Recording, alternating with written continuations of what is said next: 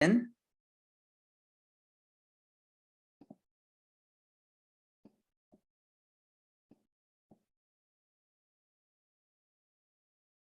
All right.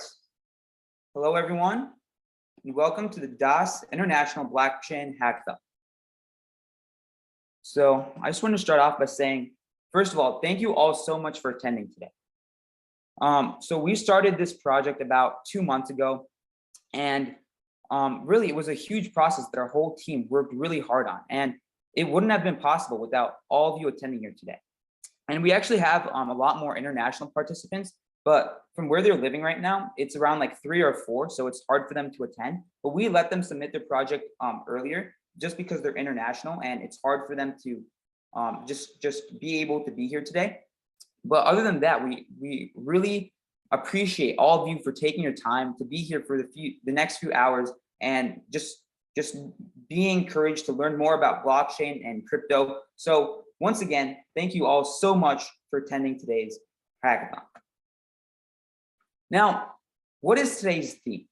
So for most hackathons, we have a theme, and in most cases, it's something like saving or how can we build something.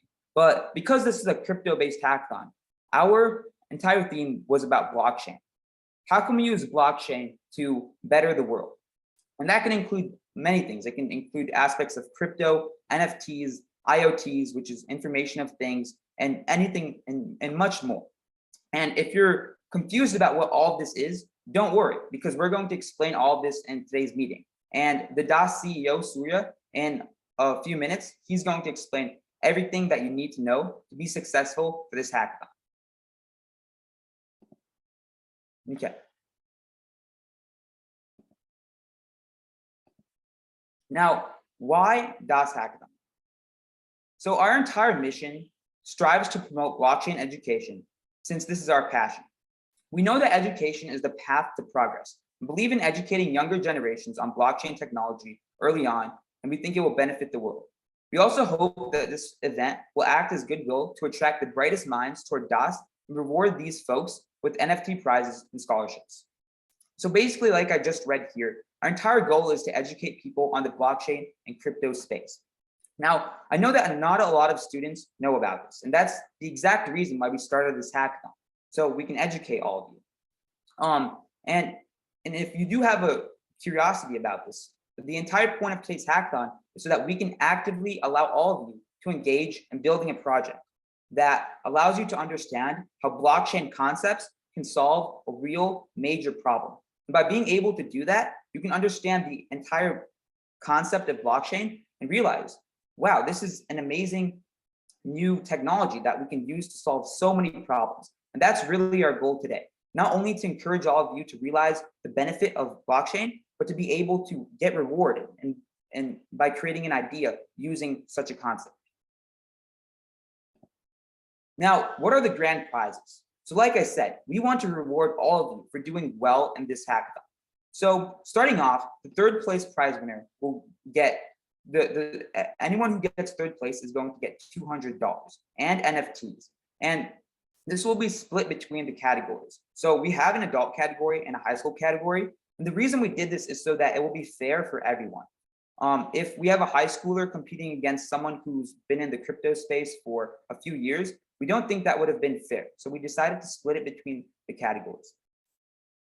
In second place, we have $300 and NFTs for which will also be split between the categories. And finally, in first place, we have $500 and NFTs that will be split between all the categories. Now, what is DAHS? DAHS stands for Dapper Ape High Society. Now, imagine you could design your own avatar and then use it as a video game character in the metaverse. Well, now you can with Dapper Ape High Society. DAHS is a Solana-based metaverse NFT project that I like because they do not sell useless JPEGs. They sell NFTs and real utility. NFT holders get access to 3 game files and high-quality PNG images. And the cool thing about getting multiple of these 3 files is that you can use your ape and can walk across metaverses, which is also compatible with VR, AR, and can actually use through your website, and which you can actually do through their website. DAHS aims to partner with games like Sandbox and Roblox to allow kids to monetize the countless hours they spend playing video games to turn all that hard effort into passive income. Another cool thing is that every NFT can be 3D printed at home, or Dapper Apes will actually do it for you and ship it to your house for a small fee. So that was the high level of what Dapper Ape High Society is. We actually have our CEO, CFO, and some of our Discord moderators here today. So if you have any questions about the business, they would be more than happy to help all of you. Now, for today to be successful, we know that there should be a schedule that all of us can plan and follow through. So right now, you're around this time, and after the opening ceremony, Surya, the CEO of DAHS, he's going to explain how to apply these blockchain concepts and build a real world solution using blockchain. After that, we have a guest speech by Sahib, and he'll be explaining a lot about his business and a lot of what he's done in the past. He has become very successful in what he's done, and I think it would be a great opportunity for all of you to understand how to start a business and some business concepts that would be really useful, whatever career that you decide to go into. So after Sahib's guest speech, it'll be time to work on your presentations. And if you're not sure what you're going to do, don't worry, because we have an entire agenda and an entire format that you can use, and we'll walk you through any step and every step of the way that you need to get there. At 1 o'clock, submissions are due. And during this time, we'll have a lunch break that'll last approximately to 1:45. And this is when the preliminary judging will begin. And during this preliminary judging, we're going to narrow down to the top 10 finalists. At 1:45, we'll announce these top 10 finalists. And about 15 minutes later, for teams to just practice their presentations, which of course they can do beforehand, at 2 o'clock, we're going to have the top 10 teams actually present to the chief judges. And before this, at 1 o'clock, we're not actually going to have everyone present. And this is only for the top 10 teams. And finally, around 3 o'clock, which could be earlier or a little later, we're going to have our closing ceremony. This is where we're going to announce all the winners, and we're going to make sure everyone understands their contribution and what they've done today. Okay, so now what is the objectives? And how can you enter into the final round? Now, it's quite simple. And I know I've talked a lot about what you need to do, but to make it simple, there's really only 3 things you should really know about doing. The first thing is come up with an idea. Now, the idea can be it can be part of a broad range of anything, but it should most likely be a problem that you have every day. And then after that, you should think, how can it improve existing businesses by adding cryptos or NFT concepts to it? Second, you should fill out a business model canvas. If you're thinking, I don't know what this is, don't worry, because in the next slides, we're going to explain exactly what this is. But the high level of it is that you should first focus on the value proposition. What value does this add to the consumers? Second, what problem does it solve? Third, who is the customer? Third, we recommend that all of you guys make a PowerPoint with 5 slides or less. And the reason for this is so that you have all your ideas grouped together in one place, and so that we can see exactly the organization of your idea. Okay, now this is the business model. So like I talked about before, there's aspects of your presentation that you most definitely should include. One of those is describing the problem. So there's an example right here.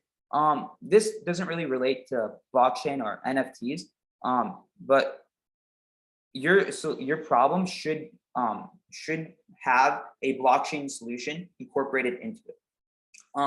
Another thing is, of course, customers, because we have to think who will benefit from using this blockchain solution.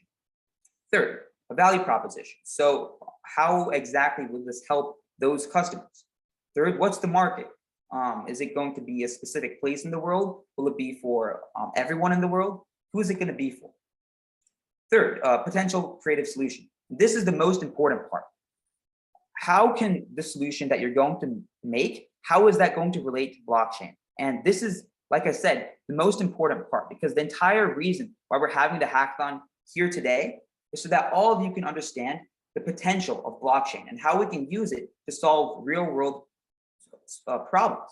And so you may have a great problem. There may be something that you have, and it's a huge problem, and you have a great explanation of the customers. You may have a great explanation of the value proposition, but if it doesn't relate to blockchain, you're not going to do very well. So one thing I really want to stress is make sure that your solution is related to blockchain. And if you're like, I have no idea what blockchain is, don't worry, because in a few moments, our CEO of DAHS, Surya, will explain all of this. And he'll give you examples, he'll explain how you can go from not understanding what blockchain is to understanding how you can use a blockchain solution to solve a problem.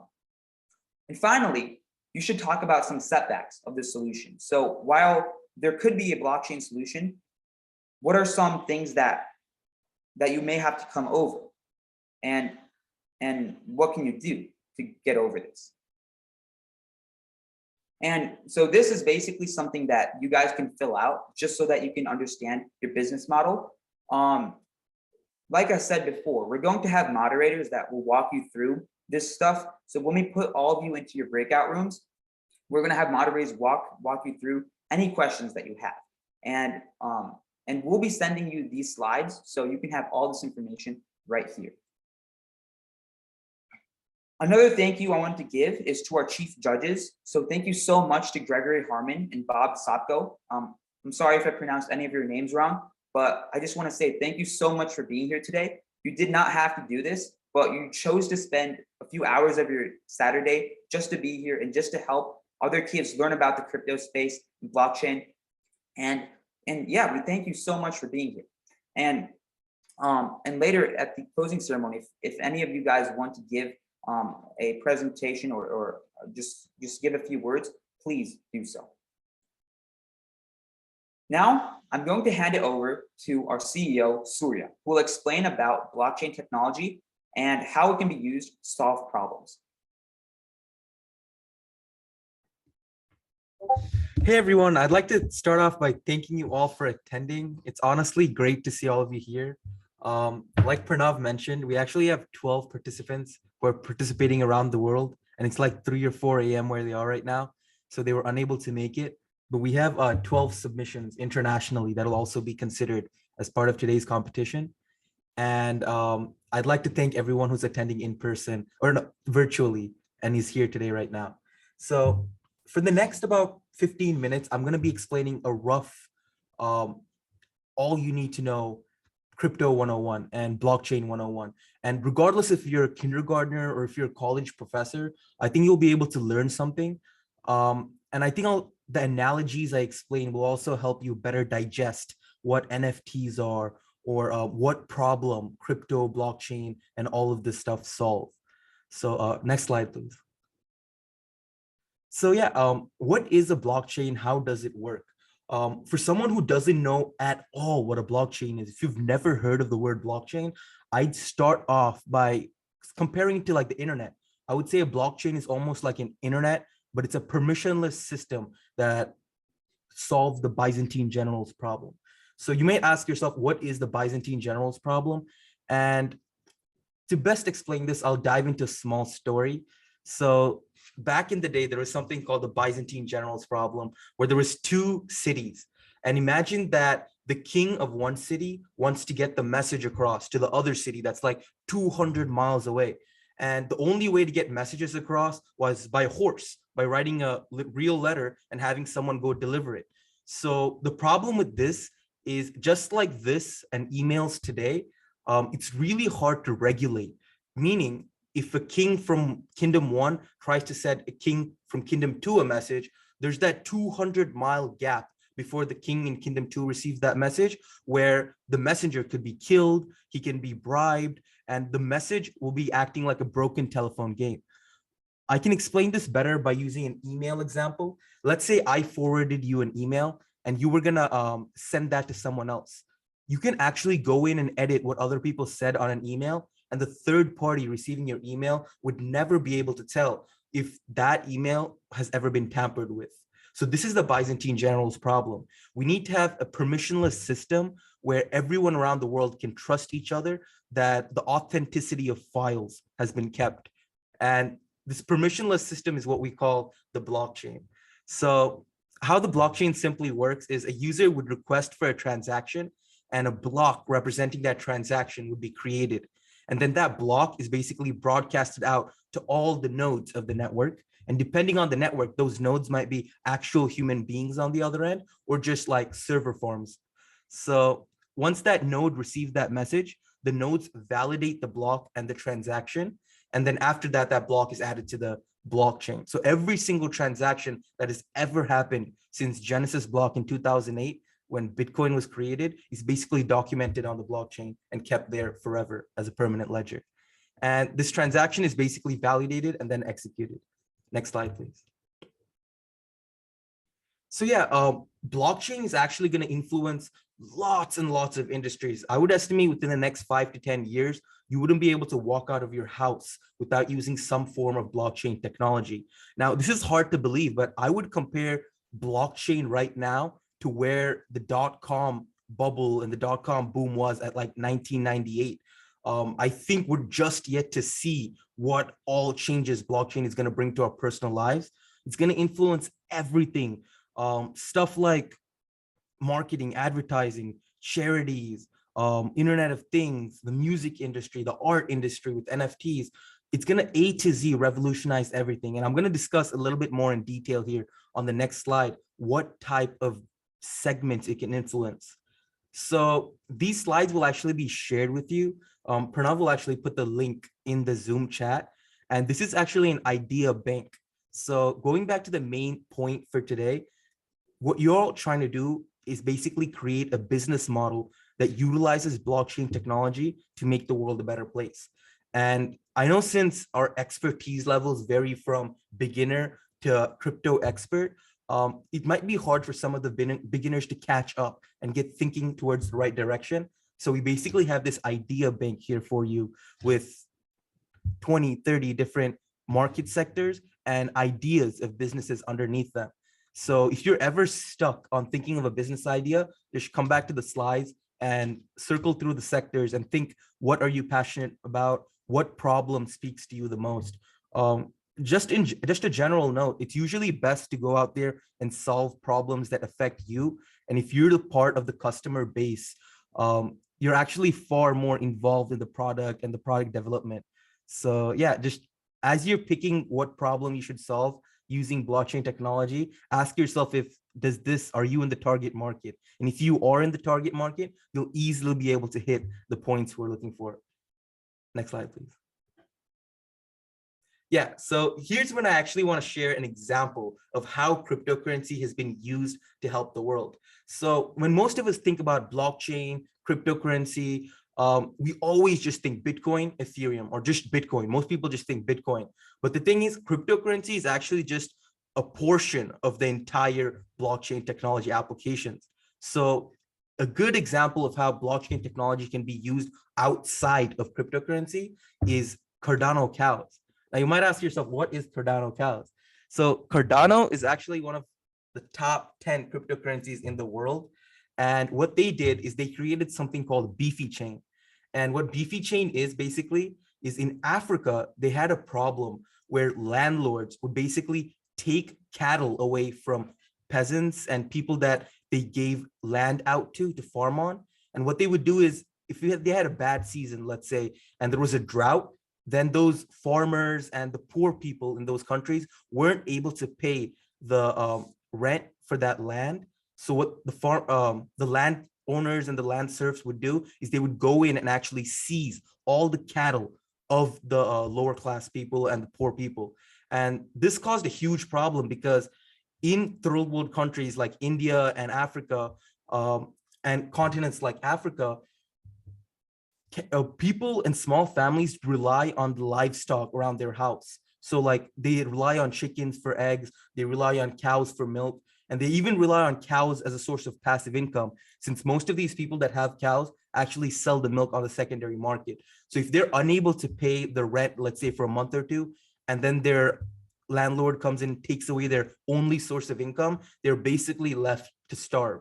So this is a huge issue in Africa, where people that are unable to meet their rent basically get everything seized from them. And because they don't have much to get seized, they go after the cattle and they try to liquidate any assets they have. And this basically it's a recurring problem in Africa, especially in countries like Nigeria. So the Cardano network saw this as a problem, and then they decided to take every single cow in Nigeria and put it as an NFT on the blockchain. Now, how does this help? Well, they made it a law that if a cattle, like a cow, gets born in this region, you must declare it as an NFT and put it on the blockchain. And while doing that, it also shows who the owner is, so that local authority can verify the ownership. So no one can just go in and take your cattle anymore, because you can go onto the blockchain. Anyone can go open up their phone, scan the cow's tag, or go onto the website Beefy Chain and verify who's the owner of this cattle. So there's no more rich people bribing officials and then taking all the cattle and stuff like that. So this is a really good real world example of how blockchain technology has been used outside of cryptocurrency to help a larger populace. Next slide, please.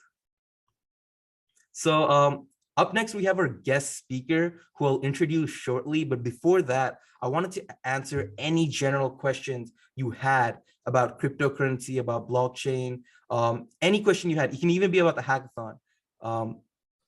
Does anyone have any questions?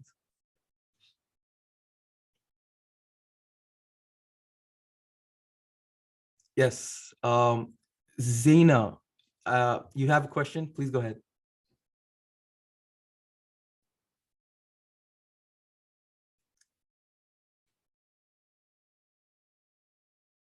You can also unmute your mic and speak. You don't have to type, but either way is fine. Okay, awesome, awesome. Okay, let's see. So a question comes. Oh, so someone asked are they supposed to have a partner, or are we gonna assign you to a group? So it's not required you have a partner. You can compete individually. If you came here today with a partner, we ask that you let me or Pranav know via direct message on Zoom. But no, most people are competing individually, so you don't need a partner.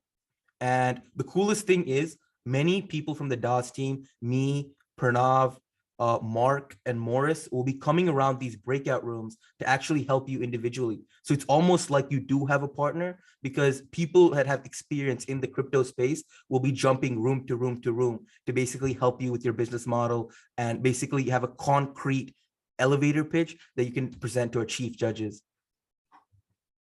Let's see if we have another question. Oh, wait, can you hear me? Yes. Okay, so my question was, so I know there's like a slight stigma towards like NFTs because of like the environmental effects. How many of these like NFTs have like these sort of environmental effects? And does like DAHS, like does this program have effects like that? Yes, definitely. Awesome question. So the environmental effects are actually dependent upon the blockchain.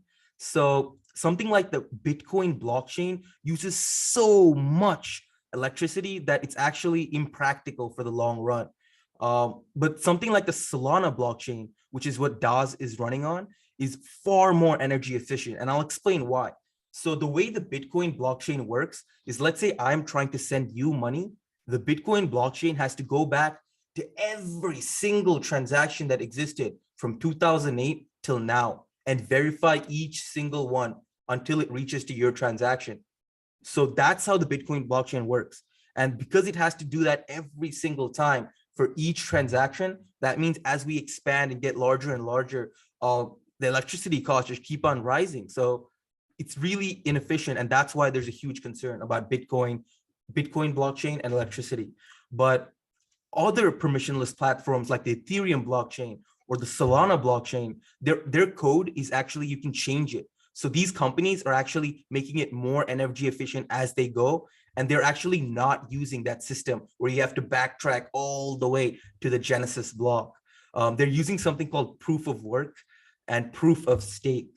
And basically what that means is instead of going back all the way to the Genesis block, they just use complex math models and timestamps to verify when the transaction is made and if that transaction is legitimate. And for the Solana blockchain especially, it's one of the most energy efficient blockchains, just because unlike the other blockchains that sort all the orders that they come in exact order they come in, the Solana blockchain just chooses to do it by efficiency. So let's say 10 people threw in a transaction, the Solana blockchain will just go through and do whatever is most efficient to get it done in the shortest amount of time. So yeah, to answer your question, DAHS is actually running on an eco-friendly blockchain called Solana. And this energy concerns revolving around cryptocurrency depend on which blockchain they use. Okay, thank you. And I just wanted to add a different question. Someone asked how many people can be in a team. So we are going to say you can work with one other person, and we've already gotten a few DMs. So if you want to work with someone else, just DM us and we'll definitely put you into a breakout room in a few minutes. Awesome, guys. Well, I'll go one more round for questions. Does anyone have any questions? Because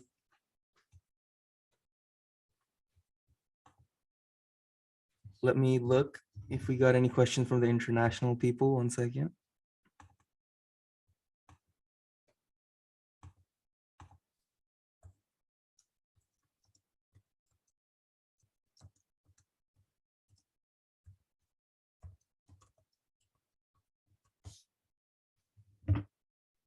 And again, if you guys could change your screen name to your actual name, that would be really efficient for us. So we could put you in the breakout room.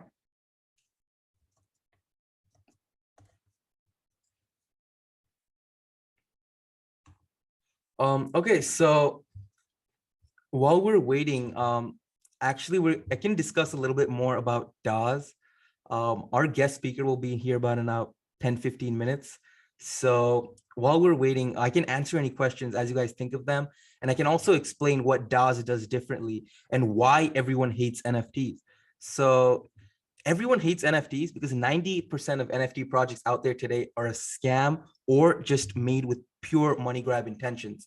And I personally, as a CEO of an NFT company, I cannot hate on anyone that says, oh, NFTs, they're trash, or they completely disregard NFTs without actually looking into the real utility behind them. That's because only about 2% of existing NFT projects do justice to the amazing technology behind non-fungible tokens. And the problem is right now in the industry, it's so easy if you make an NFT company and show like you have an experienced team, all this and that, you're able to make like millions of dollars overnight. So a lot of people that come into the space actually were never even involved in crypto until they saw the hype and are trying to capitalize on the hype. So that's where the main issue is. And the second main issue behind that is all these NFT companies, I would say like 90% of them actually have no fundamental value. So the only reason people buy the NFT, I like to call this the find a bigger loser model. The only reason people are buying NFTs is because they believe that within a week or two, or maybe a month, they consider it a short-term investment. They're able to find another loser to flip it to. And the reason the NFT cycle and this trend of scam projects and people losing money is blowing up and the bubble is not bursting is because let's say there's 10 people that trade an NFT. NFT starts trading at $100. You bought like a picture of a monkey for $100. And let's say a week later, that picture sells for $100,000. And to get to that from $100 to $100,000, like 10 people flipped it. Like 100 sold it for 1,000, 1,000 sold for 10,000, and somehow they got it to up to $100,000. Now, when you think about it, on this chain of 10 people that flipped the NFTs, 9 out of 10 people actually made money. Because the only person stuck holding the bag is the last person who bought it for $100,000. So when 9 people made money in that process, they just go back into the market and find the next project to do this with. And when they do this the next time, 8 people make money. So that's why it's very slow for this NFT bubble to burst. And that's why this rise of low quality projects has come about so in large volume that most projects you see out there today are basically what other people call trash. So now I'll explain why DAHS does things differently. So at Dapper Ape High Society, or DAHS, each one of our NFTs is actually a metaverse video game character. So our main aim is to partner with games like Minecraft, Sandbox, Roblox, and put our video game characters into these games and basically allow people to use those avatars in like virtual reality settings, augmented reality settings, and basically in any video game that we choose to partner with. And our long-term vision is basically allowing kids to convert that leveling up they do within a video game to some sort of monetary value, whether that be a business incubator fund or a scholarship that helps them go to college. So our main business value proposition is like, unlike the 98% of other NFT projects out there today, we don't sell JPEGs. So we actually give 6 different files with every NFT, 3 of which are video game files that you can actually upload into video games and utilize. So there's actual use in each single NFT, and also owning the NFT is almost like a country club membership where there's a lot of added benefits. Some of the benefits include a $20,000 scholarship that's only open to NFT holders. So unlike the other scholarships you apply to, the chances of getting this one are far higher because there's only less than 100 applicants. Another example is this hackathon right here. This is an event open to the public, but the winners of today will basically be competing in the DAHS incubator, the DAHS business incubator, where they could win up to $25,000 to basically jumpstart their idea. So everything we do has kind of an education oriented vibe to it. And that's because we really believe at DAHS that by empowering the younger generation with this knowledge and teaching them everything A to Z about blockchain, about cryptocurrency, about NFTs, that's actually the best way to get widespread mass adoption. Since I've been in the crypto space since 2017, and when you try to pitch crypto to someone over the age of 50, they're very hesitant to new ideas. And that's because they've lived for so long that they've seen stuff like timeshares and they've been scammed before with pyramid schemes. So when they see cryptocurrency, it's easy to associate one with the other. But with the younger generation, we've noticed that they're far more keen to adopt new ideas and actually see both the good and bad in situations. So that's why we really believe that by pushing this blockchain technology out to you guys, basically within the next 5 to 10 years, we can contribute to that widespread mass adoption. And going back to DAHS, we do other things too. Like we have a 24/7 radio channel. And we also have like a really cool active online Discord community. And let's say all of this doesn't interest you and nothing I said, now you're like, why would I buy a DAHS NFT? None of this, I wouldn't do any of this. Like, I don't want to go to college. I don't want your incubator fund. I'm here today, but I don't want anything else. Then there's still something called staking, meaning if you buy a DAHS NFT, you can actually stake it for passive income. And you would earn something called the DAHS token, which is a cryptocurrency token, which you can later cash out for US dollars. You can also cash it out for stuff like our NFTs and then sell them for US dollars. So yeah, the cool thing is whatever your interests are, DAHS has something for you. And we tried basically as cryptocurrency investors and as seasoned investors, we understood that 98% of projects out there are scam and we can probably do something better. So 5 months ago, we just decided that and did something better. So now I can go back to the questions. Does anyone have any questions either about DAHS, about cryptocurrency? It can even be about Cardano cows. anything you want to know. We still have about 5-6 minutes, about 10 minutes before guest speaker arrives. I had another question. Yes. So, like when I think of NFTs, the first thing I think of is like that one thing with like the apes, you know, Bored Ape like Yacht the Club? monkey. I think so. It's like the ones that like all these celebrities get Yep, and that's the stuff. one. It's called Bored Well, Ape Yacht Club. yeah, Bored Ape. What's the appeal to that? Because I personally don't get it. Like some people spend like thousands on that, Yep. and it's just like a picture of a monkey. Like I don't personally get the appeal. So Yeah. yeah. So wonderful question. You're actually asking awesome questions and I love it. So with Bored Ape Yacht Club, That's one of the few NFT projects where it's just a JPEG. Like you're not getting anything behind it. It's just the image itself. And the reason it's built up so much hype is because all these celebrities own it. And the reason, even on the early stages, it was able to gain that traction for these celebrities to buy it, it was actually one of the first 10 NFTs to be ever created. So if you go back to the blockchain and when NFT technology was created, CryptoPunks was the first one to emerge. And right after that, a few months after that is when Bored Ape Yacht Club came. So they've established themselves as one of the first NFTs to come out on a large scale. And they were able to grow quickly and raise that capital to attract this movie stars and like people like Snoop Dogg's and everyone else. So the reason everyone you think like Ed Sheeran holds a Bored Ape Yacht Club is because they have the budget to go and canvas these people. And the reason they have the budget is because they were one of the first NFTs ever created. But yeah, that's one of the very few NFT projects that actually just sell you a picture of a monkey. And I would say it has some utility because at this point, so many famous people own it. And their whole value proposition is we were one of the first NFTs, so we kind of pioneered this trend. So yeah, I think those are the two main reasons. It's the movie star hype around it and all these celebrities endorsing it, and the fact that they were one of the first NFTs ever created. So like, are they like getting money after they buy it? Like, cause like No. oh no, yeah, I was like, okay, cause like non-fungible token is like, can you think of it as like a painting? Cause like paintings don't always have like the same value. So like, can you like resell it and like get more money, or is it just for buying it and being like, okay, I now own a picture of a monkey? Like, I don't get it. Yeah, no, definitely. So that's even a great point for me to explain about non-fungible tokens. So the best way for you to think about an NFT is scratch the mind of thinking an NFT is simply a JPEG or an NFT is a picture. An NFT is just simply a new file storage system. It's a new way to store files on the internet.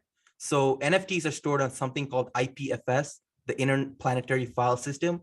And the IPFS is so cool because you can store like 100 MB of data for like 2 cents for 200 years. So unlike all the other file storage systems out there, IPFS is the cheapest way to store files.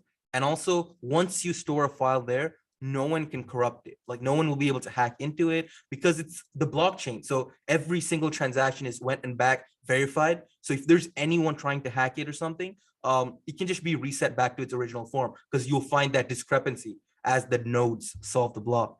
So does that kind of help? NFT is basically just a file storage system. So it can be a picture, it can be a video, anything. So a good example is within the next 5 years, some of you can even use this as a business idea. You'll see many things like cars being traded on the blockchain as NFTs. Imagine how hard it is right now to go to the DMV to sell your car or to go to the DMV to renew your plates. Cars can be traded quickly as NFTs on the blockchain, and ownership could be verified in instant seconds. Another example is houses. The ownership of a house, the deed to a house, even your will, when you pass away, can be stored as an NFT on the blockchain, so it can never be edited or tampered with. So an NFT is basically a file storage system that no one can tamper with, and anyone around the world can believe that that file has never been tampered with. So I don't have to trust you. I don't even have to know who you are on the other end. But if I'm sending you an NFT, you know it's the same file I sent to you that you're receiving. It's the same exact copy. And that goes back to that email example. Like, let's say I wrote an email to you, Zaina. You actually, you're not a bad person, but I'm just using you as an example. You can actually go in and change what I said in the email. Once you receive that email, you can just click forward and then go in and edit exactly what I said and send it to someone else and say, oh, look what Surya sent me. And the third party receiving that email cannot tell if that's what I actually said or if you went in and edited that forwarded email.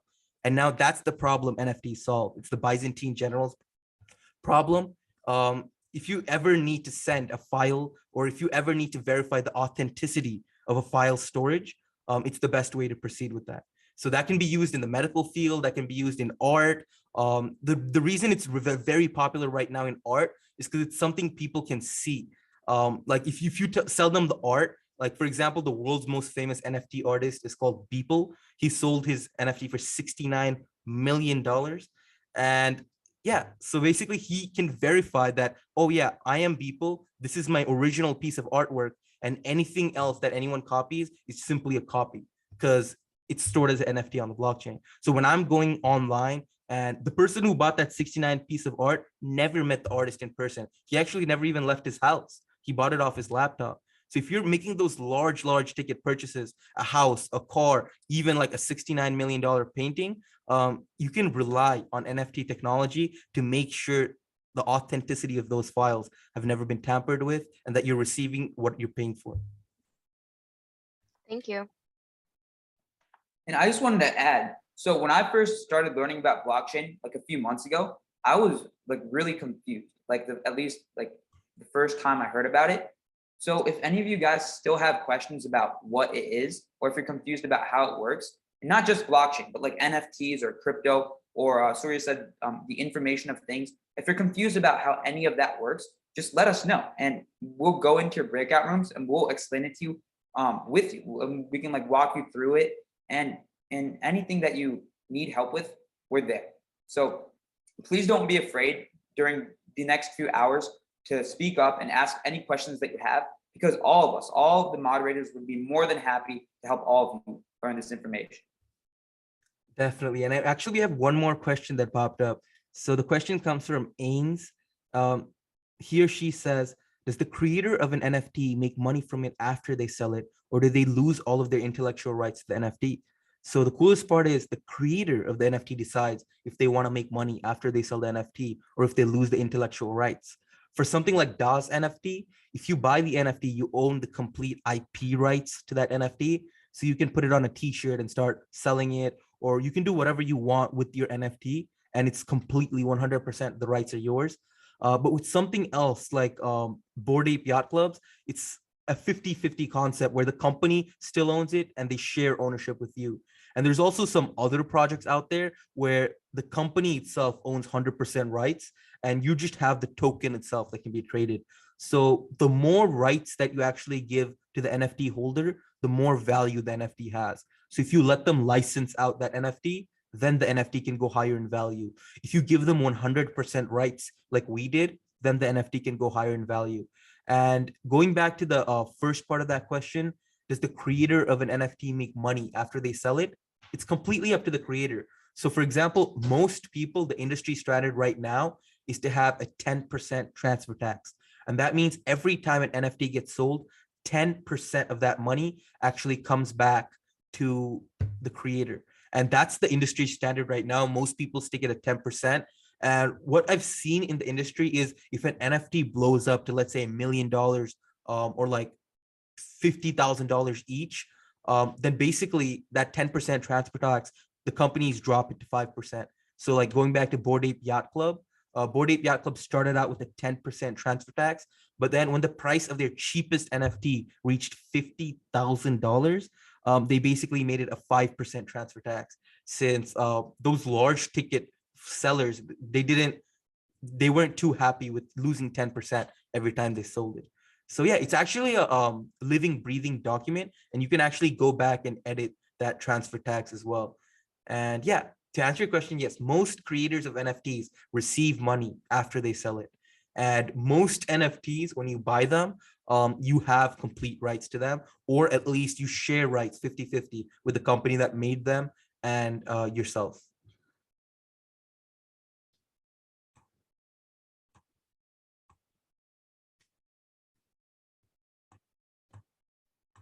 If there's no other questions, we can continue on the slides, which will take approximately another 10 minutes, which would be perfect because that's when Sahib is going to be here. So Surya, you can introduce. Yeah, I think honestly, by the time I introduce Sahib, he should be on here unless he's already on here. So Sahib is a good friend of mine. I used to actually work for him a few months back. And he's actually a serial entrepreneur in the cryptocurrency space. He started several successful businesses. He's actually the CEO of Seek, which is, I would say, almost the #1 job search website in Thailand, in Bangkok. And he's also a serial entrepreneur. So he has multiple businesses running at the same time. And he's actually someone that we're very, very happy to have here today, since his input will give you a lot of insight of how cryptocurrency can affect your daily lives. How does blockchain technology can be used in all sorts of fields?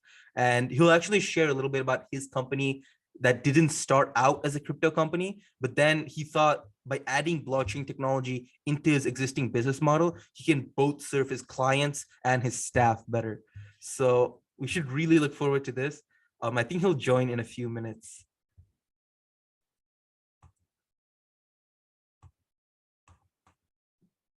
And if you guys want to get a head start, you can start creating your presentation right now. Just make the Google slide. And if you don't know what to do from there, that's okay. Just wait for a few moments, and one of the moderators will help you when we're in the breakout rooms, and we can just walk you through exactly what you need to do.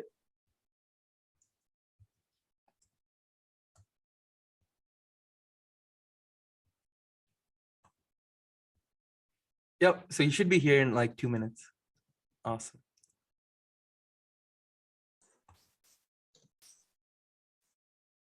Hey guys, how's it going? Hey, welcome, welcome. I just gave you a very warm introduction, so everyone's thrilled to hear what you have to say. Absolutely, absolutely. Thank you so much for having me here. It's absolutely a pleasure for me to being part of this entire program.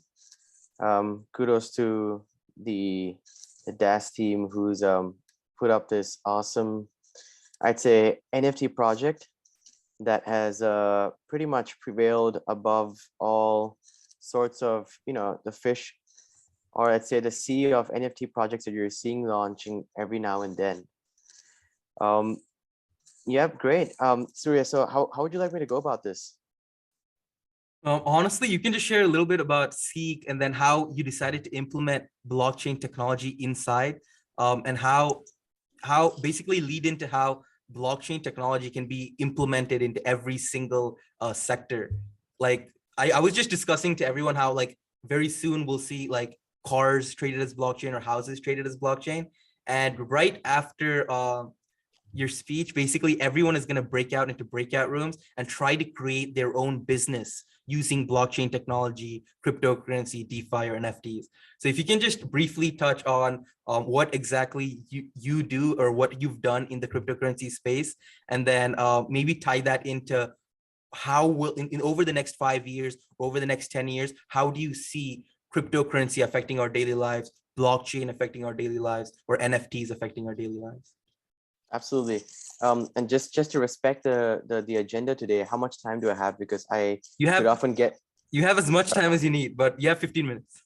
Okay, great. Yeah, I often get to if I'm not accounted for, I can go all night, all morning actually. Yeah. It's nighttime for me here, guys, in Bangkok. So just to give you a brief introduction, my name is Sahib. I am the co-founder and the CEO of a tech startup here, founded in Thailand about 6 years ago. To give you a very short brief of what we are or what we do, we are the Grab or Uber for services. And what we do essentially is match technicians and housekeepers, or pretty much any sort of blue collar service providers to businesses and consumers, right? So for those of you in the States, for those of you around the world, I think a good comparable here would be something like Handy or something like TaskRabbit, but a more structured platform whereby we are a service commerce platform, and we were the first ones in Thailand to actually set up an, with the use of big data, set up an actual, we changed e-commerce to service commerce. So you could actually come to our website and book a maid and actually pay for the services, knowing exactly what you're paying for and knowing exactly what you're expecting rather than a marketplace, right? So fast forward, just to kind of share some stats with you guys. We do close to about more than $10 million in sales volume just here in Thailand alone. And we are the largest here in Thailand, impacting more than about 300,000 service providers who have now almost doubled their income from the normal standard living wage here in Thailand itself. Our vision is to actually touch at least 1 million lives and impact and improve the quality and uplift the quality of standard of living for the service providers across Southeast Asia by also providing an ease to and convenience to the consumers and businesses to connect with these guys. Right now, I come from a very, I came from a very traditional background before I started my tech company.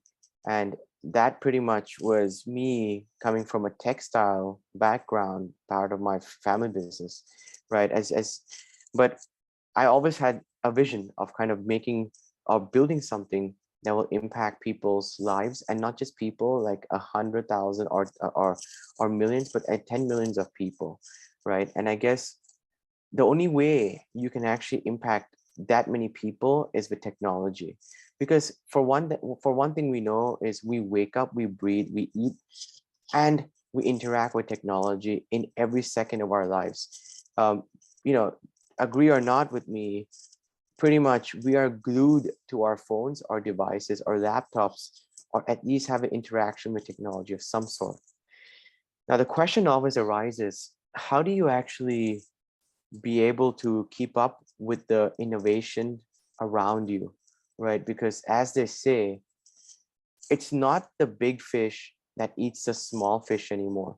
It's actually the fast fish that eats the slow fish now, right? We've seen a couple of incidents whereby companies like Nokia, BlackBerry have all paced out because of their lack of innovation and having iPhone, or like the new Androids that have taken over the world. This is where we are seeing cryptocurrency that is taking over the traditional banking and finance system, right? And essentially what we're seeing here is we are seeing the future, right? Believe it or not, we can see, I'm not sure how many crypto traders we have in this room, what the demographics look like, but I know you guys are all passionate about the space. You guys are here to kind of make a change, and that's why you're participating in this hackathon today. But the matter of fact here, guys, is, there's always 3 or 4 type of traders, as we see, for people that are here to ride the wave. And these guys are just people who want to make money and move out, right? And that's not wrong. The 2, they're kind of people that actually just FOMO in, hey, that guy just made like a quick $1,000 or a quick $10,000, or perhaps, a change, he made life-changing money overnight. I'm going to FOMO into what he's doing, and and usually majority of these people get wrecked, right?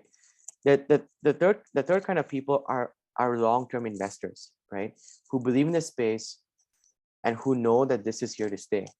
And the last kind of people are people like you and I, people that are here to build, right? People who are here to build not just something for themselves to make quick money, but something for the ecosystem, something for the entire nation, or something for the entire globe. And this is what we have to accept with the fact that cryptocurrency or blockchain, I won't even say cryptocurrency because that's a niche of blockchain, but blockchain is here to stay, right? And why? We have to ask ourselves why. Why is blockchain here to stay?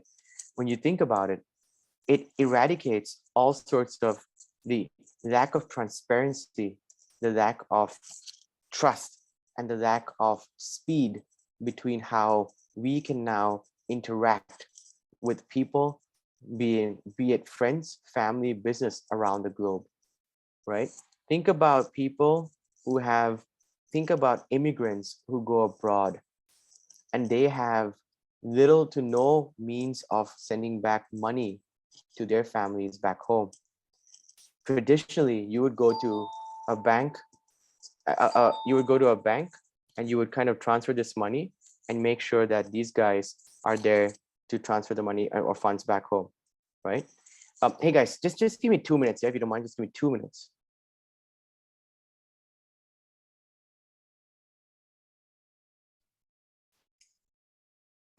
All right, guys. So Sahib was telling us that he would be a little busy today. He does own a lot of businesses, like he mentioned. But if you got anything from his speech so far, it's that blockchain is going to be very, very useful. Did anyone, again, have any questions about anything? About the hackathon itself in general, timing? If anyone came late, I saw a few people just slid in pretty recently. So does anyone have any questions about the schedule or blockchain or anything really? Sorry about that, guys. All right, so just back to where I was. Yeah, so cryptocurrency. So this is where, you know, people who had to go back and transfer funds back home, they essentially would find it's difficult paying high fees, and, you know, having a majority or a chunk of their revenue or income that's being cut by the time their family members back home get to see this money, right? Now, essentially, what we're seeing here, guys, is cryptocurrency, or I'd say these companies who are building in blockchain. There has been an immense innovation and immense advancement in the entire ecosystem. When you think about, you know, from the L1s, and when we're saying layer ones like Solana, Ethereum, and you know, all these other phantom and these networks, that you can see how fast things are being built, how, you know, how seamless these transactions are being built. And today, I'm not sure, again, how much you've been well versed with the ecosystem, when have you joined the space? But we have seen, you know, the fact of people doubting Bitcoin to then now investing in it and seeing this crossing thresholds like $60,000, right? A lot of people still believe that this is all a hoax, right? A lot of people still do not believe in the space and think this is all, I'd say, black money, or I'd say some sort of funds that are just being washed away by the whales, or just a transfer of hands between from the rich to the rich, right? But if you actually dig into it, if you actually think about the entire technology that's being built around it, or being built behind it, you will see the fact that we are actually moving from the Web 2 to the Web 3 world. Now, to keep things very simple for you guys and not use cliche words out here, you know, when we say Web 2 to Web 3, what we're actually looking at is moving from a traditional world of Web 2 to the advanced world of Web 3, right? And this is where we will see more of the fact of having people build on technologies that we are seeing today in layer ones to be able to build for scalability, right? And not all technologies that we have out there today, or even like these blockchain projects that we have out there today, have actually been successful. And this is why we're seeing new projects coming out, right? Or let's say new protocols coming out. And this is essentially why, you know, people haven't been able to build Ethereum's, or people have been having doubts in Ethereum because of the gas fee that they have been you know, incurring on each transaction. But also, we cannot deny the fact that they have the network effect, right? So the fact of the thing I'm trying to say here, is almost inevitable that you'll either build or you'll be left behind, right? Up until here, guys, do you guys have any questions, just so we can entertain this as we go and move forward to, let's say, the next phase, which I'll be talking about NFTs?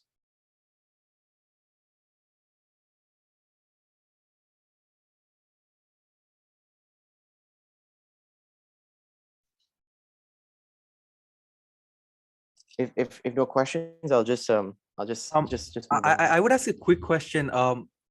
I think some of us here would not know what Web3 is. So if you can give a quick just definition of what Web3 is, then everyone will be on the same page.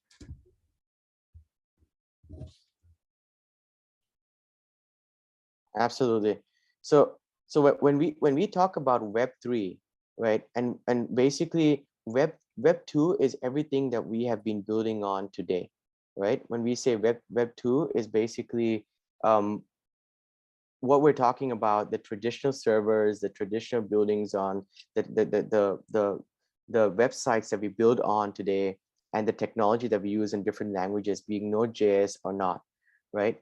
And what we're basically seeing out here in Web 3 is very simply defined. It's basically Web 2 plus the blockchain technology, which pretty much has a mix of, let's say, decentralization, some sort of a contract that defines a token-based economics, right? So what you're seeing here is once, for example, right now, let's take the Daper Ape High, the whole DAHS ecosystem that we're seeing out here today. And hopefully I believe you guys have minted the NFTs, right? Is that the developer behind this, once he builds or deploys this contract, it's irreversible, right?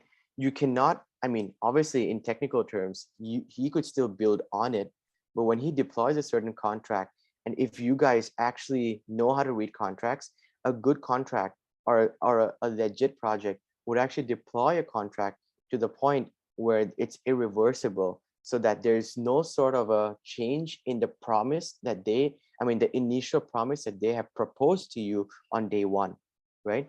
And what that means is if they're locking your funds for an X amount of time, and they say this is how we're going to use the funds to be able to deploy in different sorts of the area of business, that should not change in the course of time just because they feel that now we need more funds, or we need to be able to alter this mechanism because of XYZ reason. And if they do that, right, there should be a justification, because everything that they will be doing is built on transparency, right? So to recap, it's really the simple basic technology that we define today called Web 2, adding on a layer or technology that's built around the blockchain with a certain amount of with a certain type of tokenomics that has been built around the contracts, or some sort of a technology that encompasses the entire service or product offering. I hope that answers your question. Awesome. That was amazing. And we can go back to NFTs now. Thank you so much. Yep. Great. So there was one other question from Marty. He asked in the chat, I'm trying to find it. He said, what blockchains do you recommend outside of Ethereum, considering gas fees and transaction time? So this is I'd say this is a very personal and a very scientific, a technical question based on different data points that you will actually be able to research, and you could go really deep into this. I'd say basically today what we're seeing as like the top three outside of Ethereum is obviously Solana, Phantom, and Matic, Polygon, right? And for all different reasons, they have their pros and cons, right? And these guys are somehow building a solid layer one network to be able to offer the service, the kind of scalability and interoperability to the different network or technology that's aiming to build on them. Now, do these guys have the answers to everything that Ethereum does not have? I'd say no, right? Because like even Solana, at some point they maxed out when their NFTs started actually booming or actually taking steam, right? And this is where you actually this is where you actually have the stress test against how solid a network is based on the scalability of that particular technology, right? Also, don't get me wrong, like there's a lot of other good ones that are building Cosmos, Algorand, and there's a lot of upcoming ones. Personally, I see Near as a really good one that would be taking the market by storm in the coming future. Yep. So moving on to NFTs. So guys, I know I'm taking a little bit too long, but I'm gonna just kind of really brief a little bit about NFTs, and this is from my experience based in being in the NFT market for about 8 months now. And when you think about it, 8 months isn't a long time, but when you're actually in the NFT space, I'll let you know that the market moves so fast that 8 months almost feels like 8 years, right? I kid you not, for anyone that's actually trading in NFTs here, the market actually moves so fast, and there's actually so much opportunities, but also equally so much chances that you could actually, I'd say, screw up. Sorry for the language, but this is where you guys have to be really careful. But let's go back to the definition of NFTs, right? So non-fungible tokens. What this actually means is NFTs are a sort of a proof, right? A proof of ownership. I know we all think about this JPEG could just, I could right click, I could save, and basically I could just, put it up as my wallpaper.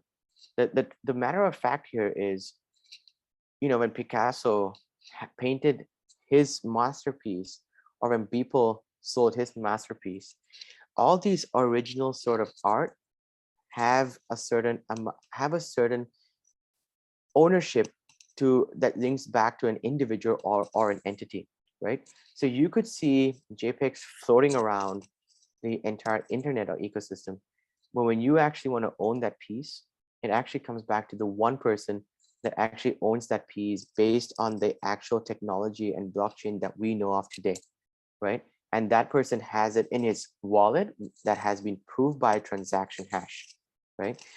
To keep it in a very layman term, NFTs are anything that you mint on a particular ecosystem and network, and you have proof of ownership. That could be anything that is a product or a service that is tied to an NFT. It could be a simple art, or it could be a P2E gaming, or it could actually be a simple profile picture for discussion's sake. Right now, when did NFTs actually blow out? To be honest, NFTs recently blew out because of the entire gaming ecosystem that we saw from a project or a company or a community as we know as Axie Infinity, right? And this actually blew off the whole concept of play to earn. Now there's several types of NFTs and I'm pretty sure you can go and research, but I want to kind of go back to the actual agenda of today and give you a bit of an idea. And as much as I am a trader in the NFT space, I personally feel and believe that the ecosystem today isn't the ecosystem that we're going to see that will last for a long time, right? Everyone here today is trading based on FOMO. Everyone here today is trading based on the aim or the goal to make money, right? There's actually very little use case today that you will believe with the fact that you will see NFTs of this today's time that will prevail in the future. And don't get me wrong, I'm not saying you should not build, but the adoption rate of NFTs is going to take a while, right? But again, this is the perfect time that you start innovating to prove that there is a product market fit for the type of idea that you are working on. I want to give you a very, very quick example. An industry that you will see changing very fast, and basically you're already seeing projects coming out with this, is real estate, right? Imagine having a land deed that is actually uploaded on a blockchain, and you can actually trade this deed with another person, consumer, or an entity for a certain price, which actually dictates the fact that you own the property or not, right? We're seeing a lot of these, P2E gamings and all these cliche words that we see all around NFT projects, metaverse, and Saib, just to interrupt you real quick, I'm not sure everyone knows what P2E means. So if you can elaborate the full term and then continue, please. Okay, great. Sorry. So P2E actually is a derivative of the fact of the word play to earn, right? So what play to earn actually signifies here is when you, so I'm not sure how many gamers we are in this space. I mean, in this room here today, right? But when you play Call of Duty, when you play Warcraft, and when you play all these other several games, to be in the matter of fact here is that this in-game ecosystem of purchasing lands, swords, and ammunition has been around forever, right? I'm pretty sure some of you have maxed out your credit cards or your parents' credit cards, found some way to kind of up yourselves in this ecosystem, in the game mechanics, to be able to, have yourself at the top league or the top rank in each game, right? But now imagine them, they are actually giving you the ownership of these NFT, these swords, these characters, these avatars, these lands in the form of NFTs, which you can now swap with other players in the ecosystem, right? Now, when that happens, you are actually playing in an ecosystem or in a game to earn some money. Why? Because actually in a lot of these good games like Axie Infinity or other new ones that have been around now, you actually do, I mean, every action in the game leads to attracting or achieving or securing some amount of tokens, right? These tokens actually have liquidity and have value in these decentralized exchanges. In addition to that, you also have these NFTs that are linked back to your account for such a value, right? So as a project goes up or down, the price of the value of your NFT or tokens actually follow the market as well, right? So now what you're doing is you're actually not just playing game for the thrill of it, not just playing games for the fun of it or the entertainment of it, but you're actually seeing people diving into playing games to actually make money now, right? So I'm not sure if you guys actually followed the news of how Axie Infinity has changed the dynamics of different parts of Southeast Asia, like Philippines, whereby people, normal layman blue collars, have started earning more than $400 a month playing their games. And mind you, this is more than the average, minimum wage that they get paid in their country, right? But going back to the use case, Surya, so I hope that was clear on P2E. Yes, that was actually perfect. You nailed it on the head. Yep. Yep. So going back to like the P2, I mean, going back to utilities of different kinds, right? And guys, always remember, right? What you're doing here is you're not following the trend. You are not FOMOing in to be a cool founder to own an NFT project. Never do that, because you will run out of gas, you will run out of ammunition, you will run out of ideas, you will run out of funds at some point. Build something that's here to change the world, build something that's here to actually add value, or build something that's actually impacting a certain niche or industry. The most important thing is tie down a utility. Utility is what real investors look for, guys, because utility is something that will be long lasting rather than just a crazy hype or a crazy influencer that comes and shills your project and you're out, because these usually lead to a pump and dump, right? Talking about different sector, guys, and I'm going to wrap it up. There's a lot of different sectors that you can actually play, be it finance, be it education, be it the actual healthcare.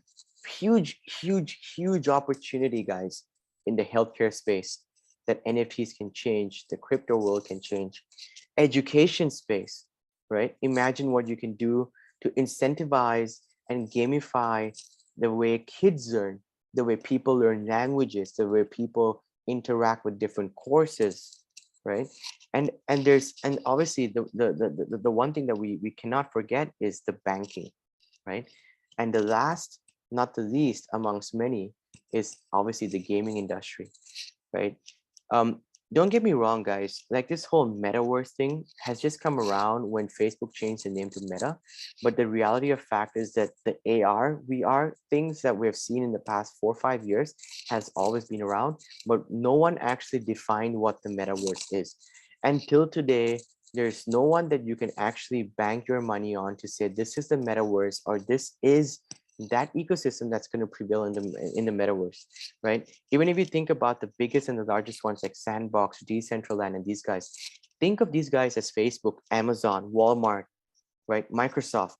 They are all different companies, projects that are building in the entire tech space. Similarly, Sandbox, Decentraland, all these other different projects, there are simply some or a project that is building in the entire metaverse, right?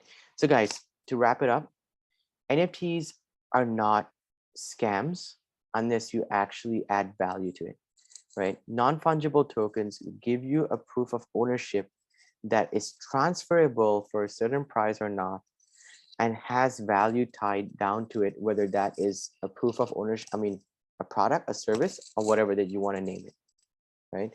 And this is why, guys, I fully support what DAHS is building here, because it takes a lot of grit and effort to be able to host an event like this and to reward a community like you guys that's tied back to the actual vision of the project, right? So guys, I wish you guys the best of luck for the next few hours or days to come, and I hope that you guys have some awesome ideas, and I look forward to seeing some projects that's built out from here that's actually going to be changing the world, or in fact impacting people around me or you. Good luck, guys. All right, awesome. Thank you so much, Sahib, for this speech. You took your time out of your busy schedule just to be with us today. So again, the entire DAHS team thanks you. This was Sahib. He's the CEO of Seek, and he has started many businesses. So if you want to hit him up, or if you have any questions that we could give to him, just ask us. And once again, thank you so much, Sahib. And all right, have a great rest of your day. Thank you. Bye. All right, I'm going to share my screen again, and we are going to get right back into it. Okay, can everyone see my screen? Can I have a thumbs up, please? All right, awesome, thank you. Great, awesome. All right, so now time for the fun. So at this part of our hackathon is when we're actually going to start making our projects. So what we're gonna do is we're gonna invite all of you into a breakout room, and you can choose which breakout room you wanna be in.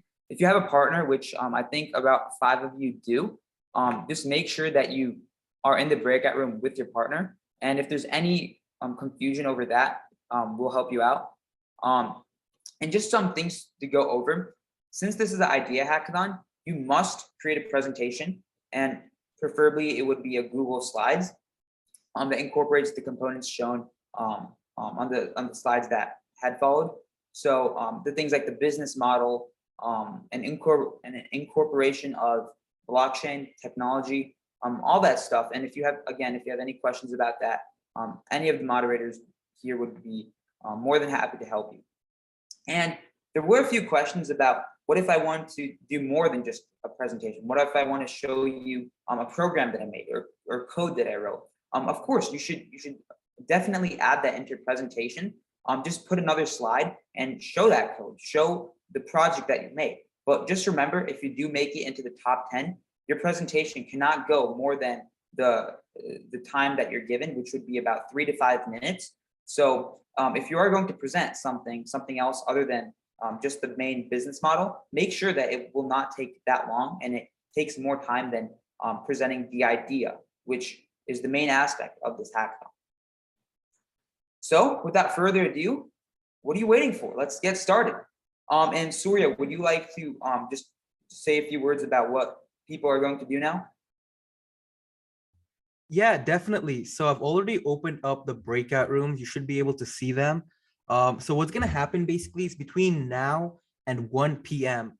This is your time to shine. This is your time to think of business ideas, get your business model canvas ready, and finally make that PowerPoint and have a few minutes to rehearse your speech. But I would say rehearsing your speech should be your last concern, since none of the people that showed up here today came prepared. We actually asked everyone to come unprepared, and everyone actually has the same amount of time to work on their business model and the business model canvas. So yeah, basically over the next course of next 2.5 hours, people from the DAHS team will be joining and dropping into these rooms. And if you ever have a roadblock, writer's block, or stuck on something, can't think of an idea, we'll actually come in and mentor you to help you think of problems, and also help you guide you through this idea creation, identifying a problem, and how to go from identifying a problem to a completely well-written business model canvas. So finally, once you have that business model canvas, we'll prepare an elevator pitch, and that's what you'll basically be presenting. And if you really want to go off of your business model canvas, that's fine, but it is recommended. And we believe that the people who will be getting into the top 10 and competing for the cash prizes will be the ones that make the PowerPoint and present it that way. So, and just so I don't forget, sorry to interrupt you, Surya, but when you guys finish your projects, make sure that you send it to hackathon@dasnft.com. I'll put that email in the message board. But you do want to make sure you send it to this email by 1 o'clock. And this is how we're, the entire DAHS team is going to, and the judges are going to make sure that we have your project and we can judge it. We can get the top 10 finalists down. And also one last thing is, if you want someone to come to your breakout room, like if you need help, just put it into chat. and then or email it to hackathon@dahsnft.com. So if you do need help and there is no DAHS employee in your breakout room, no one there to mentor you, just make sure to hit us up either via the Zoom chat or hackathon@dahsnft.com, and one of us will be right there to help you along the process. So without further ado, we've opened up the breakout rooms. So if you have a partner, make sure to coordinate with them to choose the same breakout room. And if you don't have a partner, you can just go to any of the breakout rooms that are open. And we ask that you stay in the breakout room through this entire process. You can have your camera and mic off, but we just ask you stay in the breakout room so that we can come in and check in on you and guide you through this process, because that's what it's all about. We're all here to learn and have fun. And the prizes and all that stuff is just extra bells and whistles. The main goal today is to learn and have fun. So thank you all for coming, and let's get it going. Yes, one quick question was, will we be sharing this PowerPoint? Yes, we'll share it.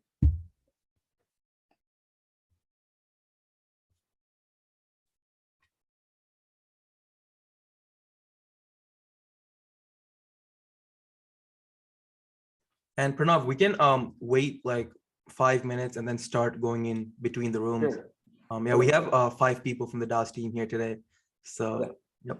Awesome. I'm gonna stop the recording and then we can resume Okay, when everyone is back. sounds good.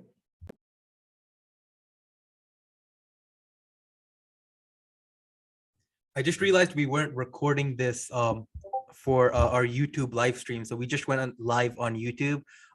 We have a few viewers watching live on YouTube as well. We didn't make the Zoom open to the public just so there are no Zoom bombers.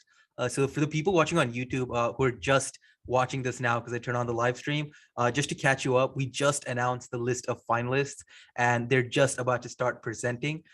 We congratulated everyone for trying their best, and we really have faith in the people, the finalists we chose. So best of luck to everyone. And we're starting with the first presenter now. And I apologize if this wasn't clear, but Mr. Harmon and Mr. Sapko, for you guys to judge the project, just while they're speaking, we would like you to choose what score they get using the rubric. And did both of you gentlemen receive the rubric? I think I sent it. Okay, thank you. And and then after that, I also did send a Google Sheets. So if you could put in the score. Okay, awesome. Okay, thank you. So without further ado, Satya, you can get started. Can you see and hear me? And can you also see my screen? Yes, we can see your screen. Yep. Okay, great, thank you. TikTok meets NFTs. So we've all heard about TikTok, the social media app taking the world by storm with 15-second dancing videos. As childish as this sounds, TikTok is in fact a highly profitable game, if you play your cards right. Unfortunately, for many, their creativity and efforts go unnoticed, masked by creators with tens of millions of followers. You see, a TikTok trend is not just a silly little video. It's a creative that millions follow in hopes of gaining a fan base. This is great and all. However, the TikTok Creator Fund does not appropriately reward smaller creators for their originality. VidCon founder and longtime YouTuber Hank Green revealed that his income through TikTok has dropped from 5 cents per 1,000 views to a mere 2 cents. This especially affects smaller creators, specifically trendsetters. It's expected that you would gain fame and popularity by starting a trend that millions of creators have followed. However, that is not the case. Creators with existing platforms greatly profit by reproducing a viral video, whereas the original creators get nothing but a few seconds of fame. Now, what does any of this have to do with NFTs? This brings me to my solution. By owning rights to your initial video in the form of a non-fungible token, all succeeding creators will be required to acknowledge your creativity in the form of monetary compensation. In simpler terms, when a smaller creator starts a trend, they can own the rights to that trend as an NFT and profit off of every video that follows their idea. Next, let's take a look at the stats. Now, this idea primarily appeals to smaller creators who initiate a trend. The value proposition can clearly be seen from the perspective of a trendsetter. If you come up with an original idea and millions follow after you, why are they the ones to profit off of your video? With the incorporation of NFTs into this market, we can appropriately reward creators for their authentic work. This idea can expand into YouTube, Instagram, and various other platforms designed to share creativity. Now, this might cause unrest among large creators and their income. However, if properly utilized, NFTs could be the next big advancement, not only on TikTok, but for technology as a whole. Thank you. Great. Thank you so much, Satya. Great, thank you. Thank you. And what we will do is we will give a few moments for our judges to put in their scores.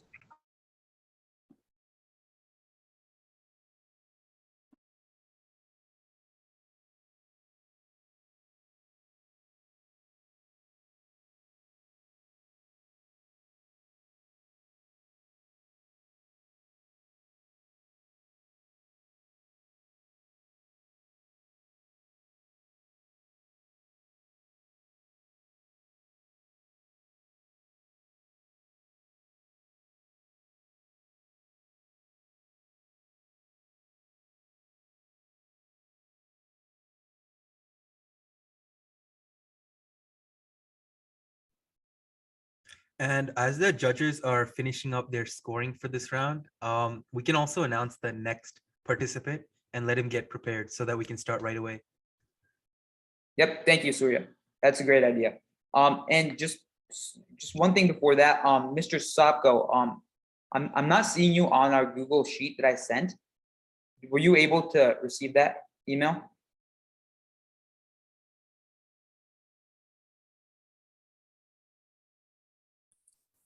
Yeah, I just wasn't in it at this moment.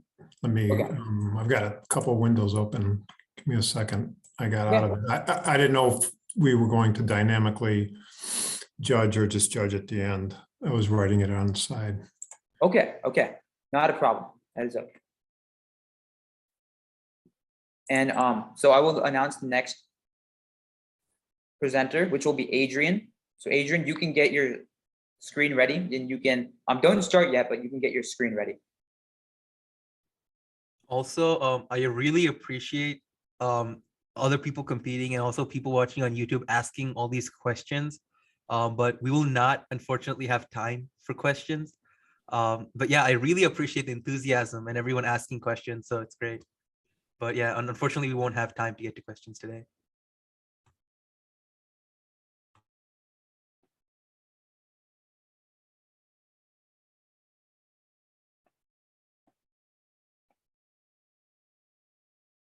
Do you want me to start or?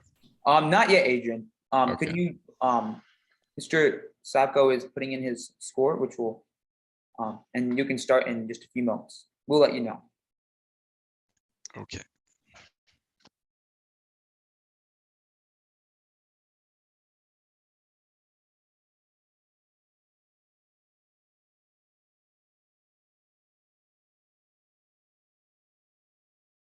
Okay.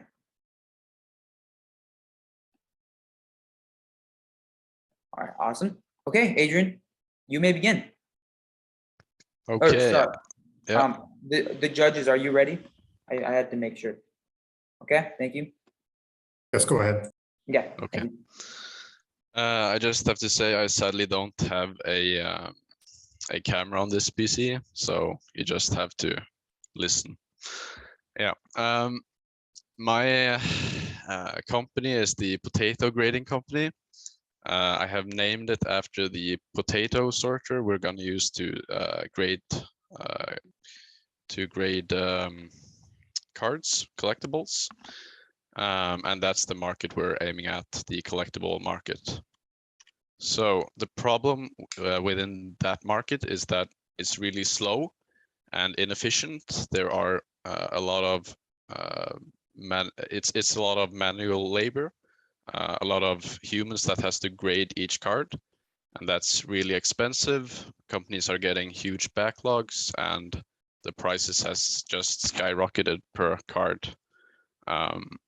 Also, there are coming a lot of competitors taking market share, and there's a lot of market share left out there. Also, shipping cards is expensive, and for us living outside the US, we have to pay tax on the cards we grade in the US. Hold on just a second, please. Yeah. Are your slides supposed to be advancing? Yeah. We're still, at least I only see the first slide. I think it'd be best if you click present and then go through the slides that way. Yeah, it's static right now. Okay, do you see it now? Now Yeah, it's now we can see it moving. Yep. The problem? Okay. Yeah. And can Well, you, not in could you put it in present mode, though. present mode so it's larger? Present, yeah. That's what I did last, but does it work now? No, No. we are No, still okay. seeing. Typically, what you need to do to present out of PowerPoint is to put it in present mode before you go into screen share. Okay, yeah, I'll try that. Okay, let's see.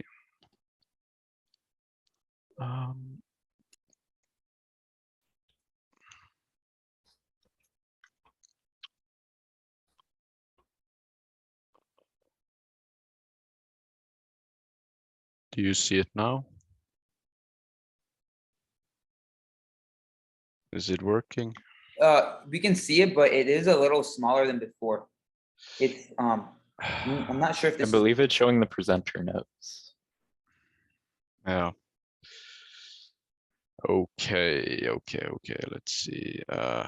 Stop share. due to time Yeah, constraints. yeah, I think If it this does one. take too long. Okay, great. We can see Does it now. It's this work? perfect. It's perfect. Go ahead. Perfect. Yes. Okay. Yeah, so the problem is that it's really expensive, both grading and shipping and paying tax for us outside the US. Also, when buying off the second market, you're never totally sure if you're buying a real or a fake graded card. So the solution is we're gonna use a potato sorter and use that to grade cards. It will remove human error, and it will also reduce the manual labor costs and improve efficiency, so you don't get those huge backlogs.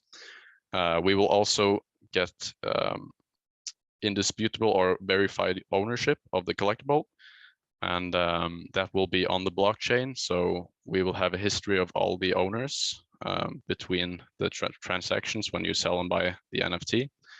And we will supply a product of card storage to the customer so that they don't have to pay for shipping and tax.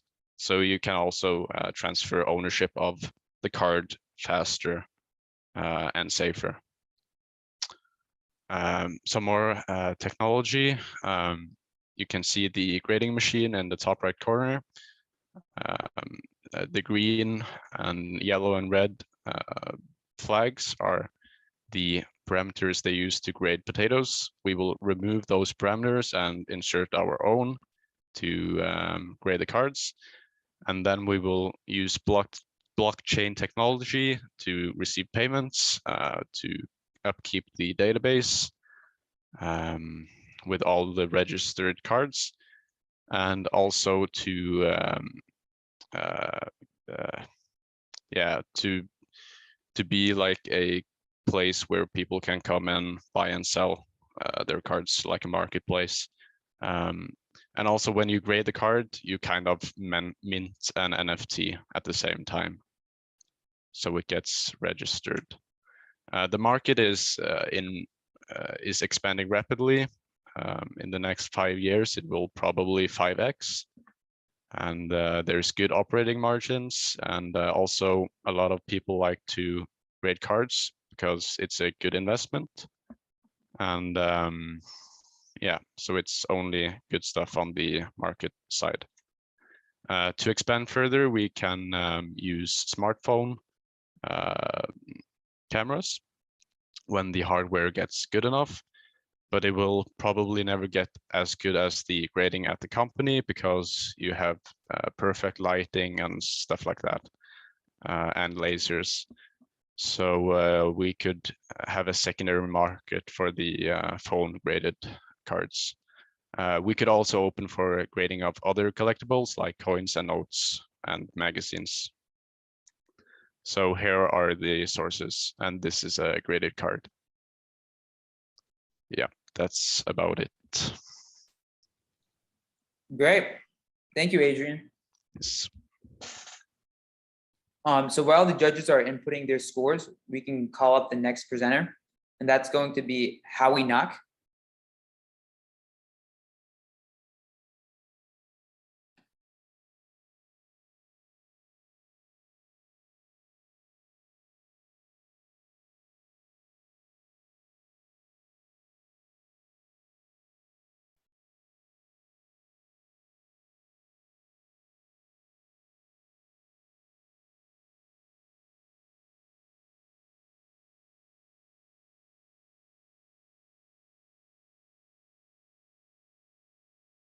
All right, thank you, Howie. I'm going to wait until the judges, are you ready? Great, okay. I didn't, okay. Yes. Okay, great. The judges seem ready. So Howie, you can start. I'm going to be presenting a company called Block Game Reliability, or BGR.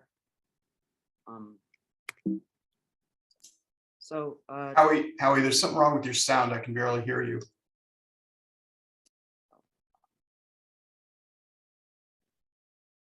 Maybe just try speaking a little bit up, speaking a little bit louder. It should be fine. Is this better?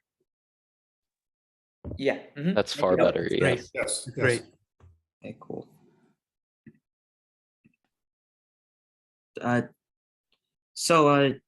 Okay. The company, our name.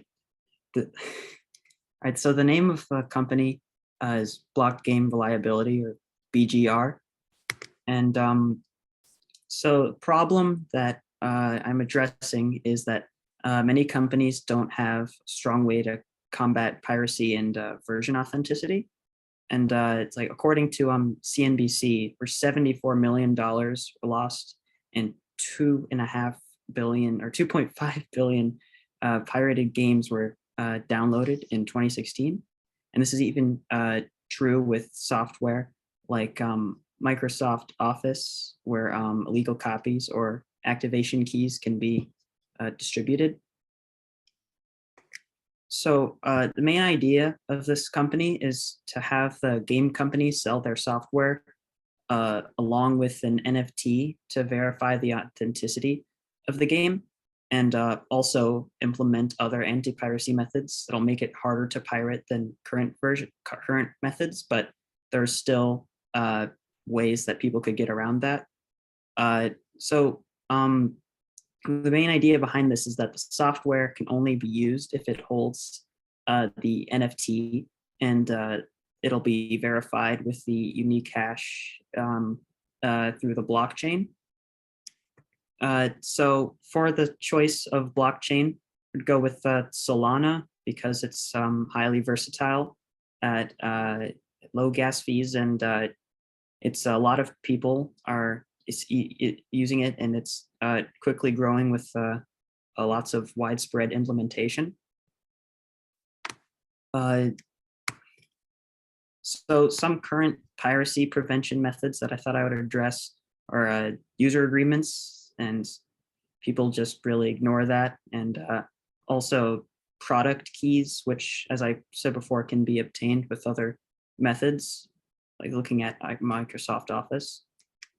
And so some intricacies of the business model that my company would employ would be we would partner with PC gaming software distributors like Steam to verify the games that are being used.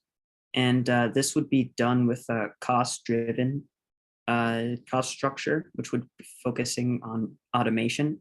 And also, so essentially, it would be charged by usage. And the main variable cost would be just maintaining the blockchain. And yeah, there, thank you. Great, thank you, Howie. And while the judges are giving their scores, we are going to bring up the next presenter, which will be Ananya Kalyan.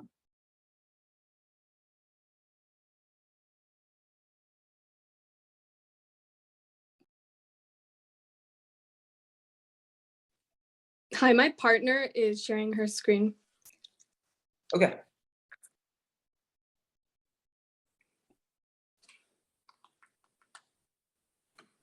All right, you may begin. Okay, so for our idea, we decided to do a college verification service to help solve the issue of fake degrees. So it's called, the company name, it's called CLIF. So it just stands, it's like a acronym for College Legitimacy Information Facility.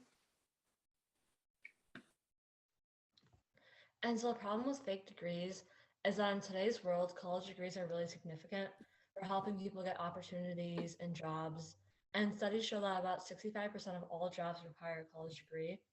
And this leads to many people buying fake degrees to be able to get those jobs. And almost 500,000 Americans hold fake degrees.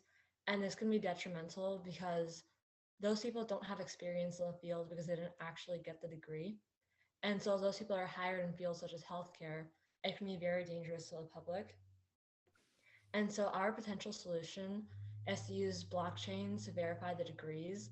And these blockchains will create a permanent, public, and transparent system to solve the issue of fake degrees. Every college graduate will be uploaded into a system in which the credentials of each student, such as their degree and the college they graduated from, is clearly shown. And these credentials can only be changed by authorized users. And this will ensure that no one can change the credentials and obtain fake degrees. So for our value proposition, it's just basically like we just reiterated our solution and our idea. So our college degree verification service helps employers who want to ensure the authenticity of their employees' degrees by improving the system of verifying degrees, which will not only reduce the time and cost of finding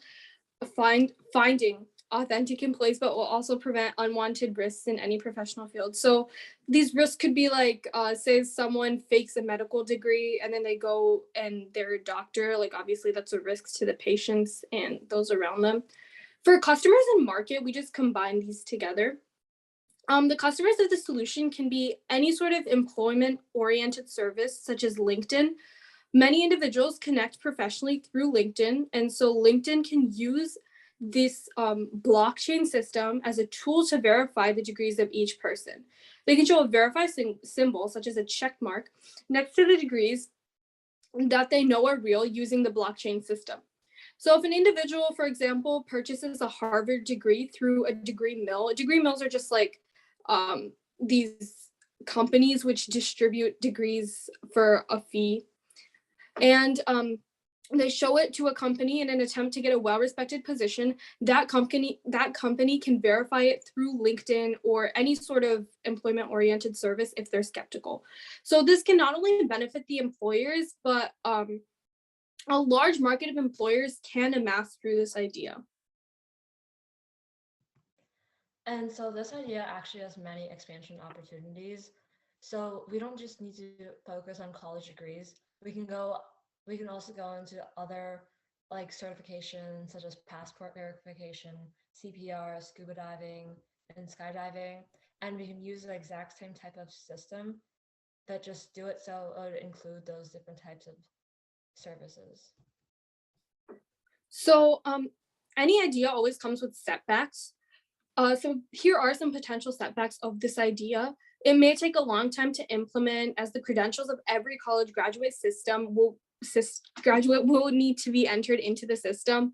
So this will require the support of both colleges and employment-oriented services such as LinkedIn. However, we can overcome this setback by providing an incentive for using the system and creating publicity, which will encourage people to use this more through marketing and other sorts of publicity like social media.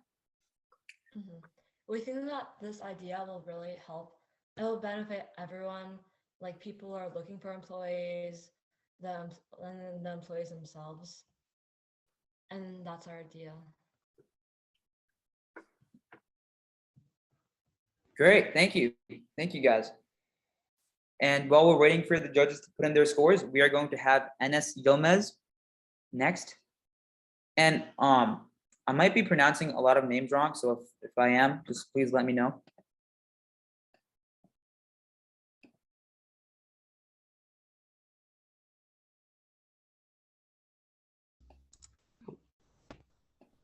All right. Hello. Well, I'll start when the judges are ready. Okay, thank you.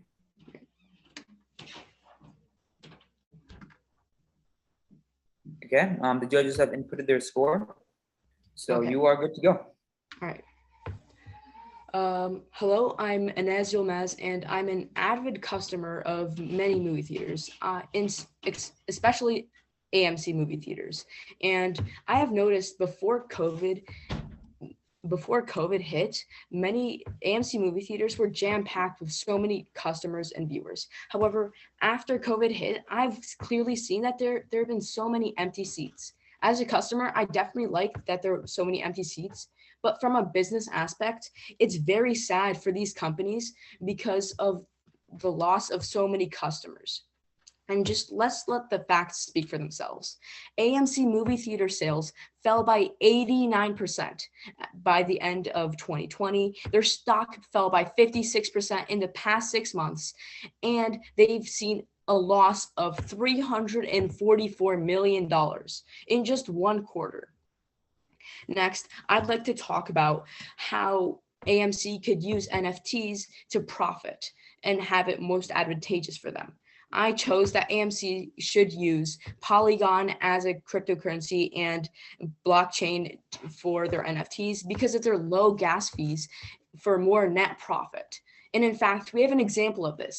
Marvel has used NFTs to project and advertise their new movie, Spider-Man Far From Home. I watched this movie, and when I watched it, the whole movie theater was full because of their clever advertisement of NFTs. Over 86,000 NFTs had been sold.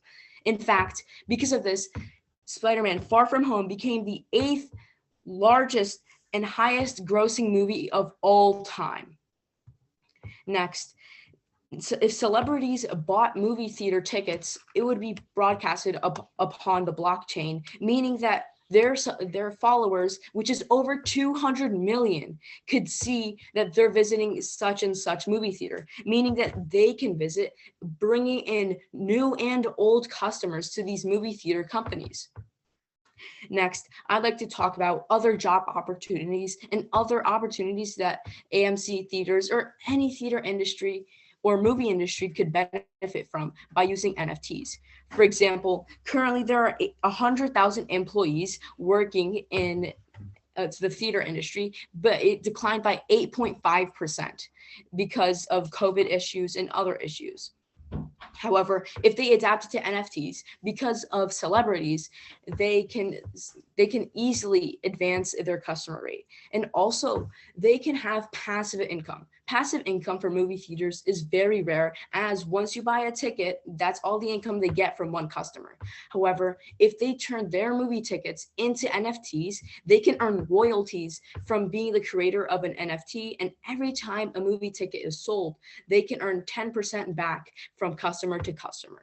And also NFTs on the blockchain can also help prevent movie hopping, which is an illegal activity that many people do because they pay less to watch more. And movie hopping is basically when a customer buys one ticket and then they, after one movie is over, they hop to another movie without being caught.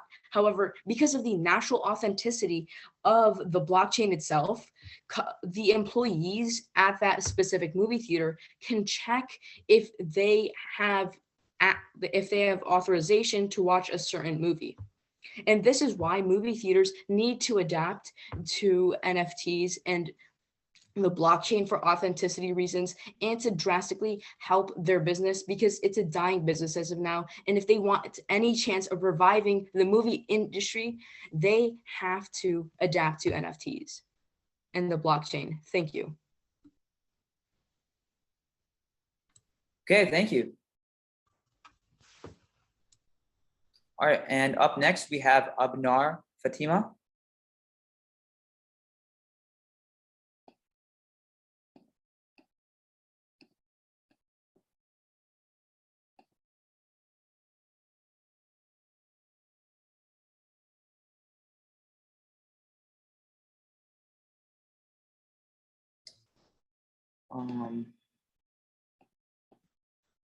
All right, Abnar, we had your screen for a second, and okay, there it is again.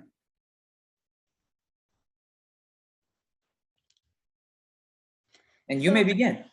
Can you hear me? Yep, we can hear you. Okay. So my idea was to prevent charity frauds by using blockchain. So charity frauds are a big problem. So like, for example, if you want to donate money to help others in need, where would you donate it? And how can you know for sure that your money will actually reach people in need? So what happens is many fake charities or nonprofit organizations will ask you for your donations to help their cause. But when you actually donate your money, they will never actually give the money to those people and keep it for themselves. So there are many ways to prevent charity frauds, and if you look online, there are many articles that will tell you like how to prevent charity frauds and how to be safe, and like research where you are giving your money to and take safety precautions. But what if there was an easier, safer, and more reliable way to donate money? So charity frauds are a big problem. They're very common, and they happen more after a high profile disaster such as a flood or a hurricane. And the National Center for Disaster Fraud received more than 400 complaints for fraud after Hurricane Harvey and Irma, and customers reported losing more than 5.8 billion to fraud in 2021, which was a 70% increase over the prior year. And in 2017, charitable donations set a record, but customers also reported losing a record of 905 million to fraud. And using the internet, it's easy for scammers to pretend to be in need to get donations, then use those for their personal gain. So a solution could be to use blockchain technology to ensure that the nonprofit organizations or charities that are collecting the money will actually transfer the money to a reputable organization or to people in need. So by using blockchain, all transactions are recorded and can be verified.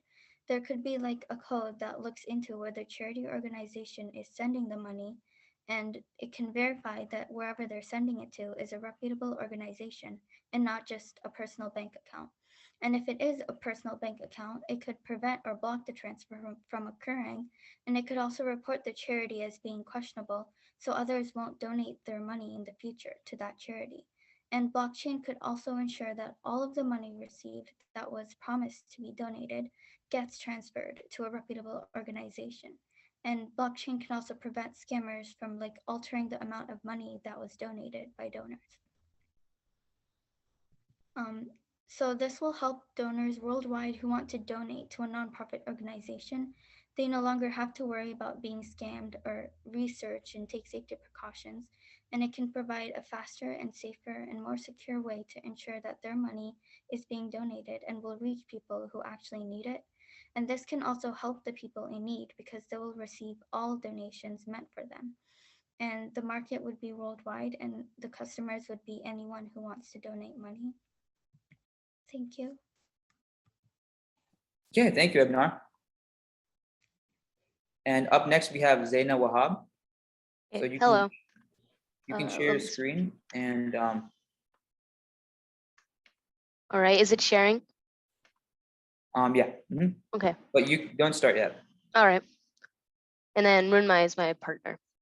Okay.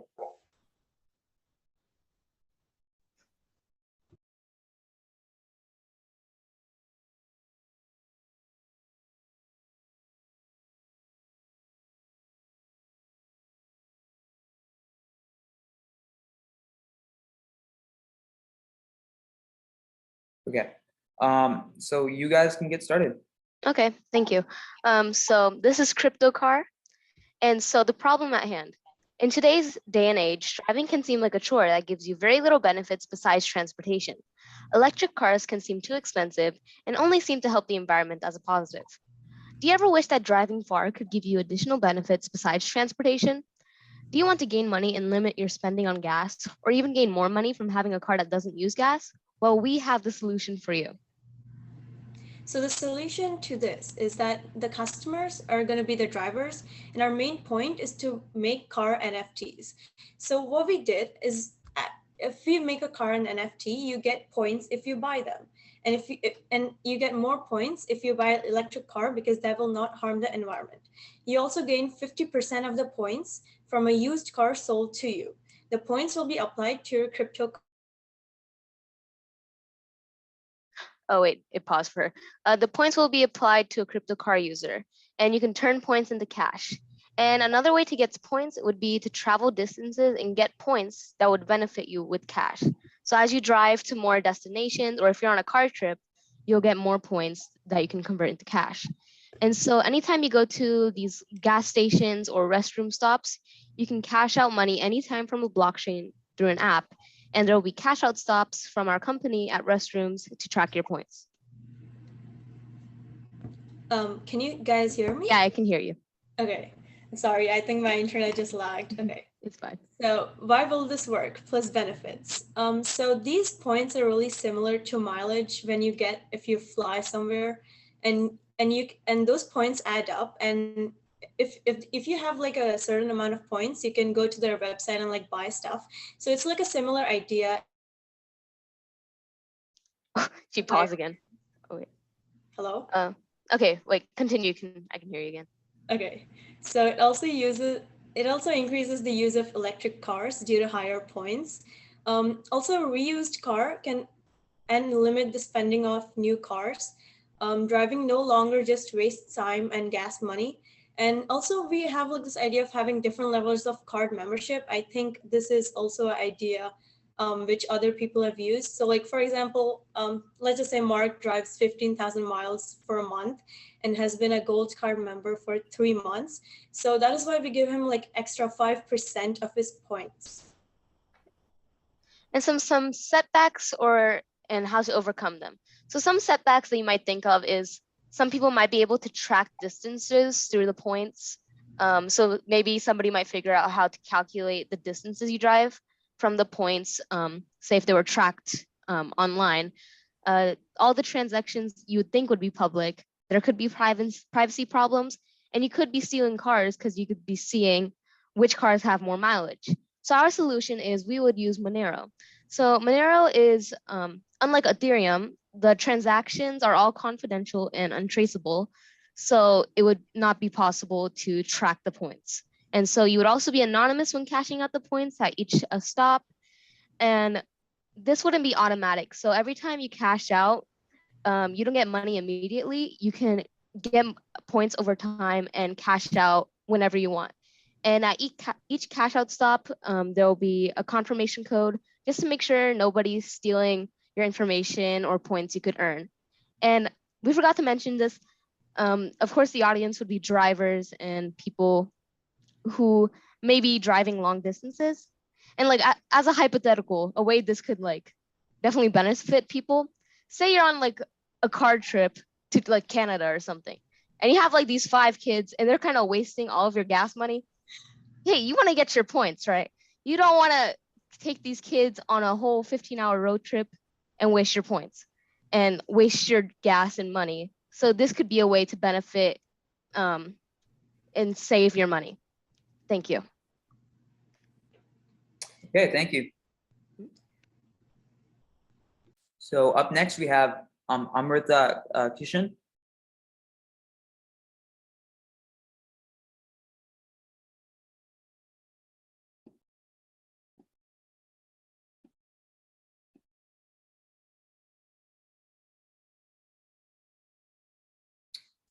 Okay, awesome. Hi. And Sorry.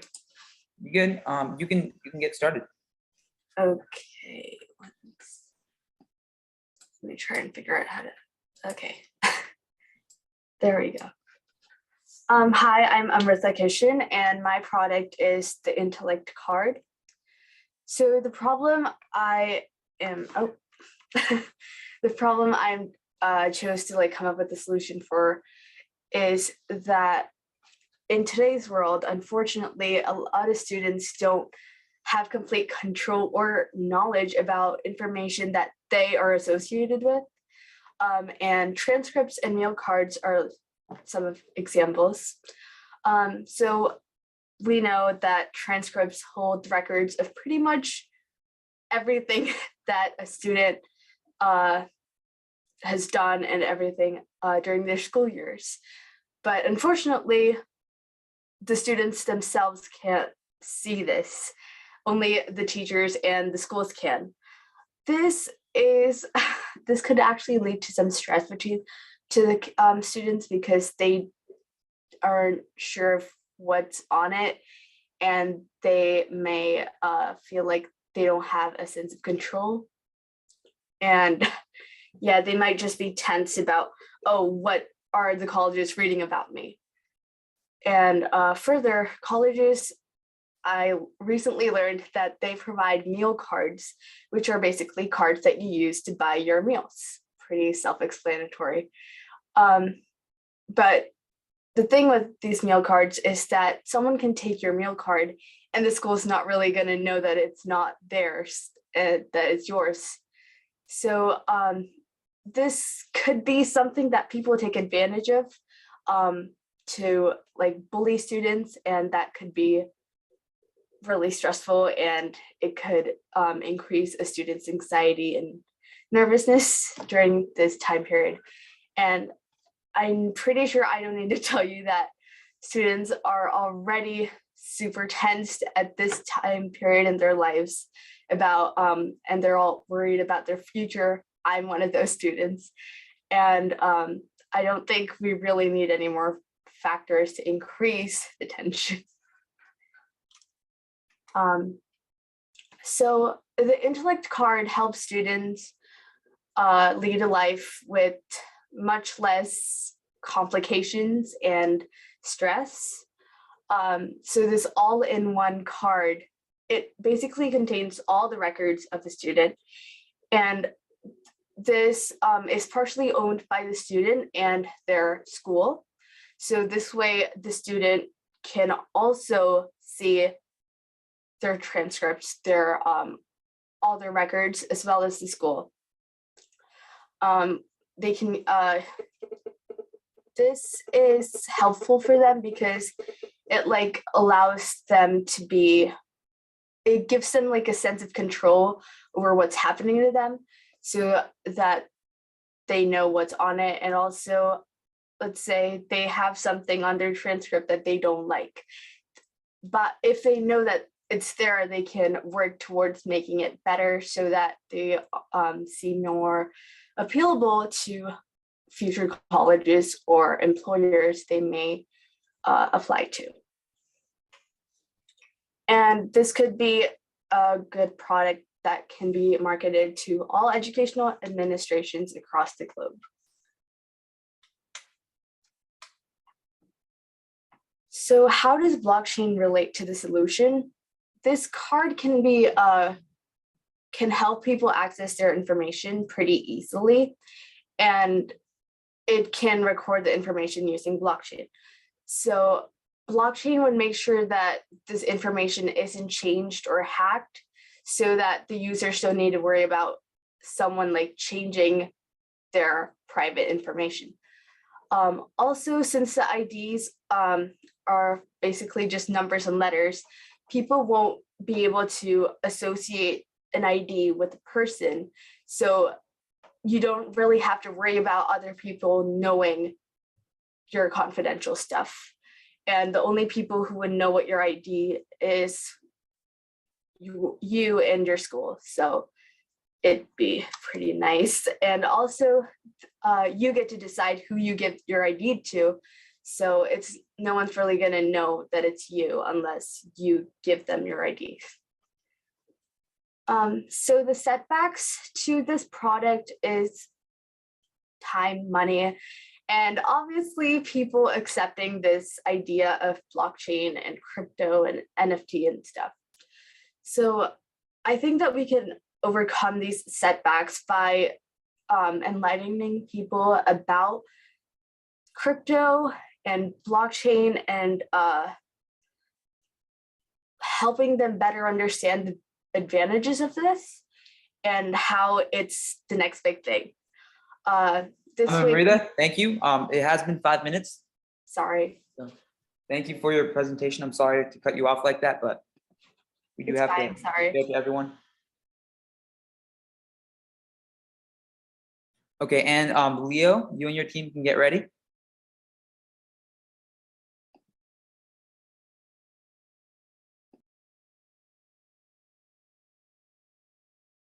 And you may also get started too. Hello, can everyone hear me? Can everyone see my screen? Yep, we can hear you and see you. Okay, perfect. Okay, well, so hello everyone. First of all, thank you so much for having me. And today I'm here to present basically Solify, which is what we claim is the future of music on the blockchain. Well, first of all, a little bit of word about myself. My name is Leo. I am 26 years old. I was born and raised in Paris. I have been working with my associate Tevin in the music industry. He has been my artist, and we've been developing basically a music project for a few years now. Here has been the challenge that we are facing. First of all, it's almost impossible to break the mainstream fear. There are very, very complicated legal rules which make a lot of additional work. It's very difficult to monetize your music in a way that you can just pay your bills, pay your rent, and pretty much live off of your product. Almost impossible to bypass intermediaries, whether it be record labels or distribution labels, whatever it may be. There are a lot of intermediaries that make it very hard for us and have also a lot of very high costs. And we believe that blockchain technology as a whole can fix pretty much all of that. So what is Solify? Basically think, for those who are familiar with NFT trading, basically think Magic Eden or OpenSea plus Spotify equals Solify. What does that mean? It means that Solify would act as first a mainstream music service, pretty much. So for someone that knows nothing about either Web3 or blockchain technology, as far as they're concerned, it will just be another Spotify, right? As the only difference will it be that they will be aware that they will be paying directly to the artist, and it will also be automatic direct payments for each microtransaction, and the royalty distribution policy will be completely transparent on the blockchain. Now, for those who are a little bit more Web3 enthusiastic, this will also serve as an NFT marketplace. Now, imagine you are on Spotify listening to your favorite song, right? Now, you would be able, using Solify, to directly purchase or bid for this song and purchase it as an NFT, right? Directly from the Solify market exchange plate. Now, what that will do is it will be able to, first of all, trade your favorite music NFTs on a Solify marketplace, but you will be able, for instance, to flex your music NFT on your metaverse space. We are seeing a huge rise in metaverse play to earn games, and it's a very increasing market, right?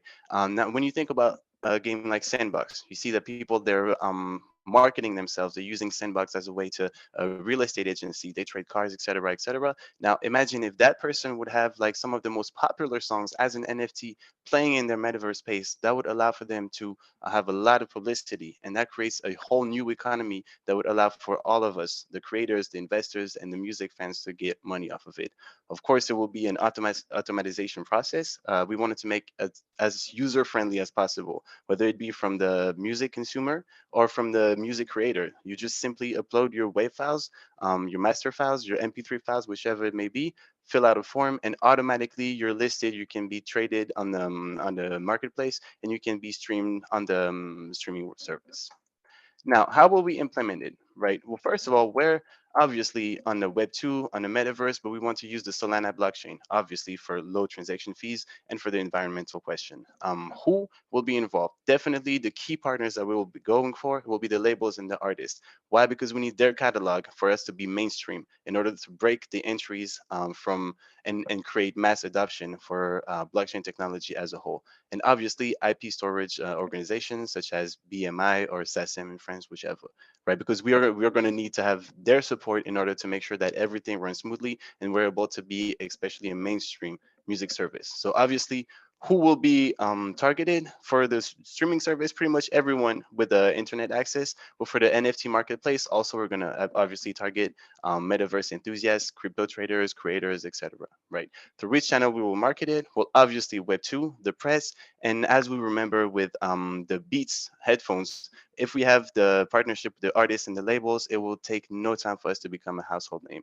Here's a breakdown of the cost that we're finding for simply on starterstory.com, basing ourselves for a simple software startup. When obviously within 3 years, we aim to be completely a household name in the sphere. And obviously our pricing policy will be based solely on any business model of a normal Spotify or another streaming website, which is a 10-euro fee and obviously a 5% royalty fee for each NFT that will be traded for us to be fully sustainable. Now, the setbacks that we may find is obviously a fear of change, slow mainstream adoption, and complicated conversion process. But we believe that our value proposition will be able to overcome all those setbacks as it offers solution and a source of income to all up and coming creators. It adds a growing value to each song individually. It allows big label to join Web3 all the while returning their competitive edge, which is really therefore a lot easier for us to break those labels and their fear of change and have us on our side and have them be able to collaborate with us. Thank Now, you, Leo. music consumers will also Leo, become a lot more of a thank you. stakeholder. Yes. Well, Leo, thank thank you you. very much. It's been Yes, 5 minutes. thank you. So, thank you. Dang. Yes.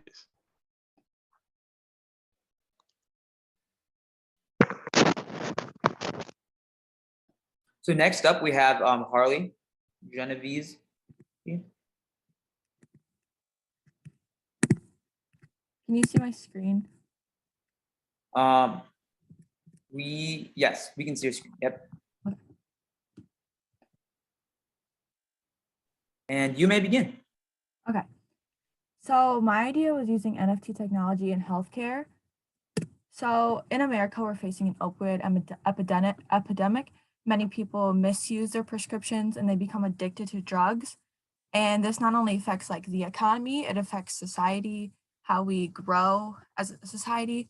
And a lot of this is caused because pharmacists are lobbied by pharmaceutical companies and doctors alike to overprescribe and tamper with prescriptions to put themselves in a better place economically. They make money from doing this, but if we use NFTs, we can have the tampering of these prescriptions eliminated, therefore ensuring that these pharmacists are receiving a prescription that has ethical amounts and types of medications, and they must adhere to the stated amounts and types, which will eliminate the overconsumption of these pharmaceuticals by the patients. So who will implement this technology? Doctors' offices, hospitals, pharmacies, anyone who has the ability to prescribe a medication to a patient and therefore fulfill the medicine. So the market, it could be beneficial to many parts in the world, but the key focus would be America, specifically cities like Baltimore, Chicago, Washington, Columbus, big cities which suffer from highest rates of prescription drug abuse. The solution to this is having a board of doctors who sit and oversee the prescriptions. And once the prescription is verified by these doctors, they'll place it on the blockchain. And now the doctor that originally prescribed it and the pharmacist cannot alter with this until it is re-verified by this board of doctors, so that they receive a prescription that cannot be misused. It has the correct amounts. There's reasons for these amounts. And so people are not going into addiction. So some setbacks, a corrupt board would make the solution ineffective. It defeats the entire purpose. So they should have to like prove reasons for medications and swear to honesty. It would cost money to implement this system, and some people would not be wanting to do this, especially like corrupt pharmacists and doctors. They wouldn't want to do this because they would be therefore losing money. And it's very time consuming for a board to have to manually verify prescriptions as necessary. And it would be costly to hire a board of people who to oversee this process. Thank you. Great, thank you, Harley. And finally, we have Ashton Yu and Nihal.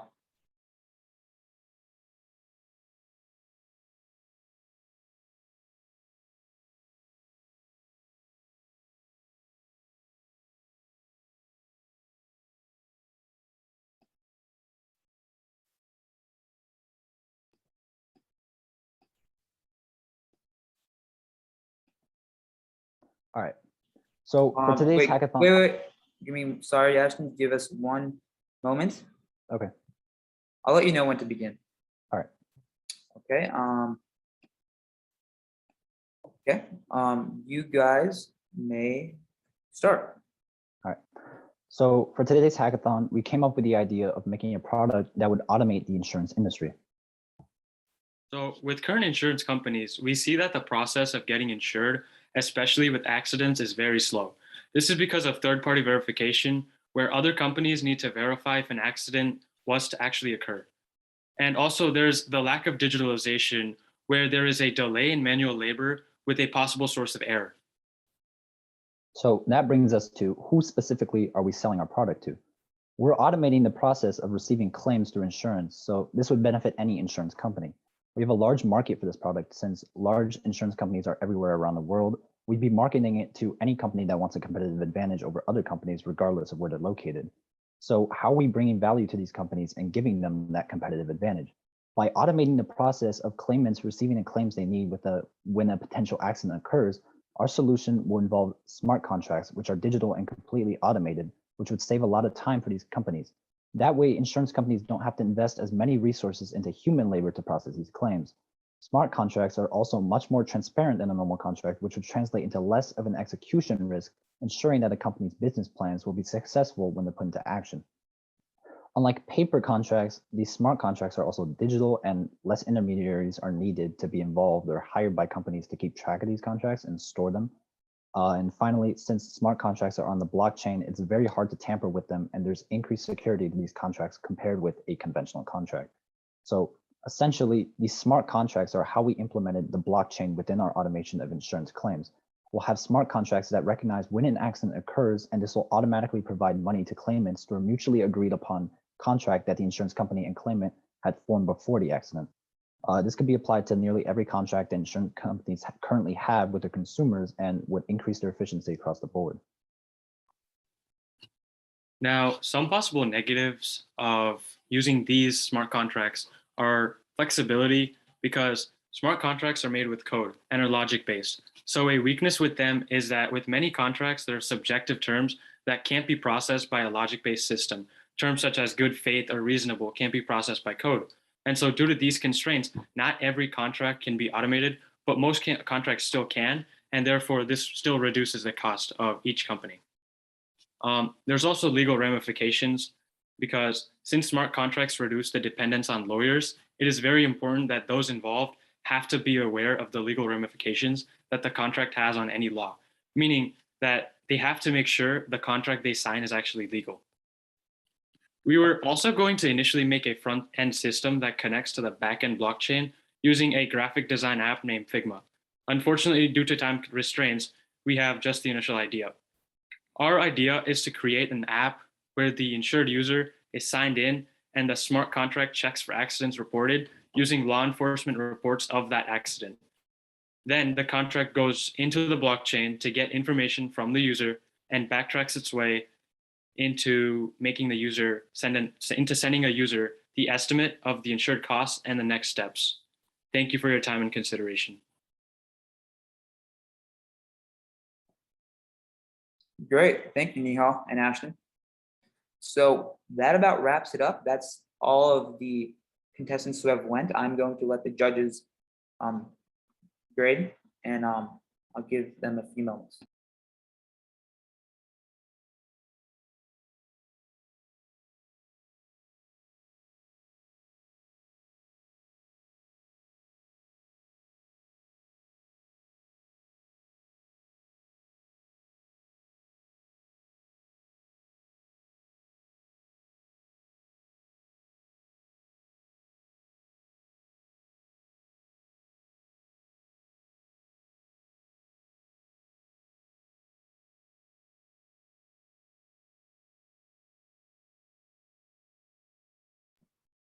All right.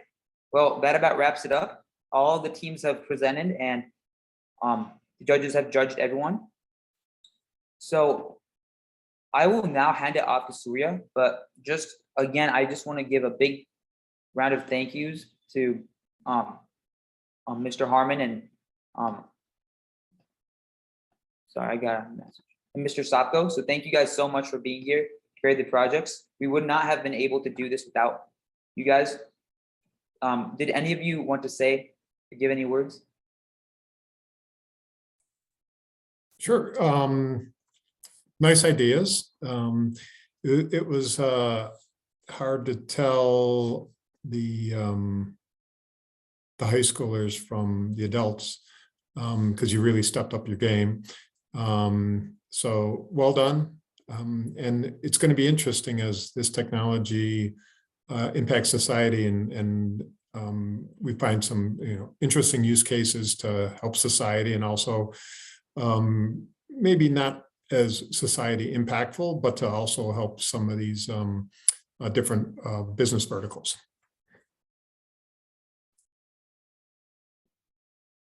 Thank you. Yeah. And Mr. Harmon, did you want to say something? Yeah, I would echo many of those thoughts. Some great ideas, well presented. And I only wish we had more time for each idea and questions and going back and forth with you. But there's some real, I think, business winners within that group of 11 presentations we heard. Keep your dreams alive and keep thinking.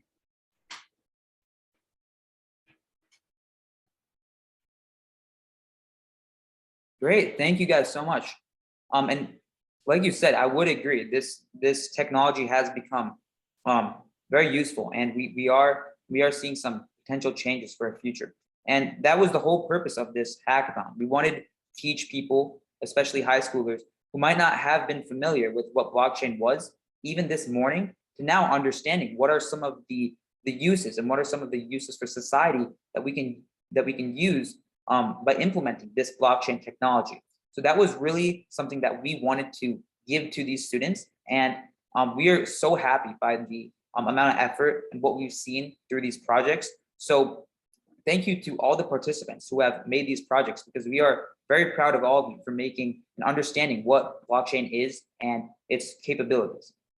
And now I'm going to hand it back to Surya, who is going to explain what our next procedures are going to be.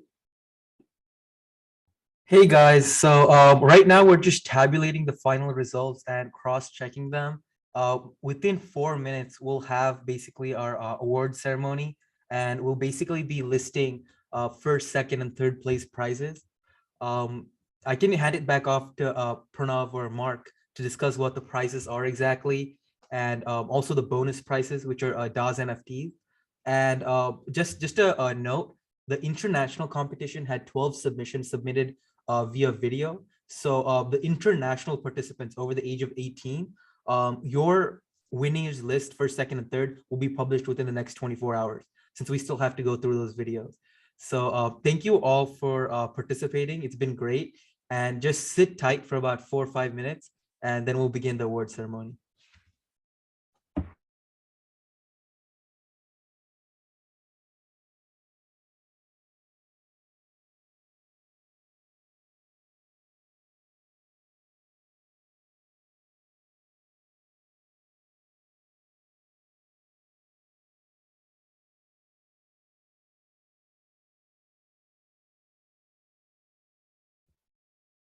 And really fast, I'll reiterate what the prizes are. So there are prizes for first, second, and third place. So for first place, there's $500 and NFTs at our second mint, which is March 19th. NFTs for each person that participated, and this is split between international and high school competitors. So it would be 250 and 250. And then there's second place, which is 300 and NFTs for everyone that participated, split between the international and locals. And then finally, third place is $200 and an NFT for each person that participated. And that is also split between international and high school competitors. Let me know if you guys have any questions about that, by the way.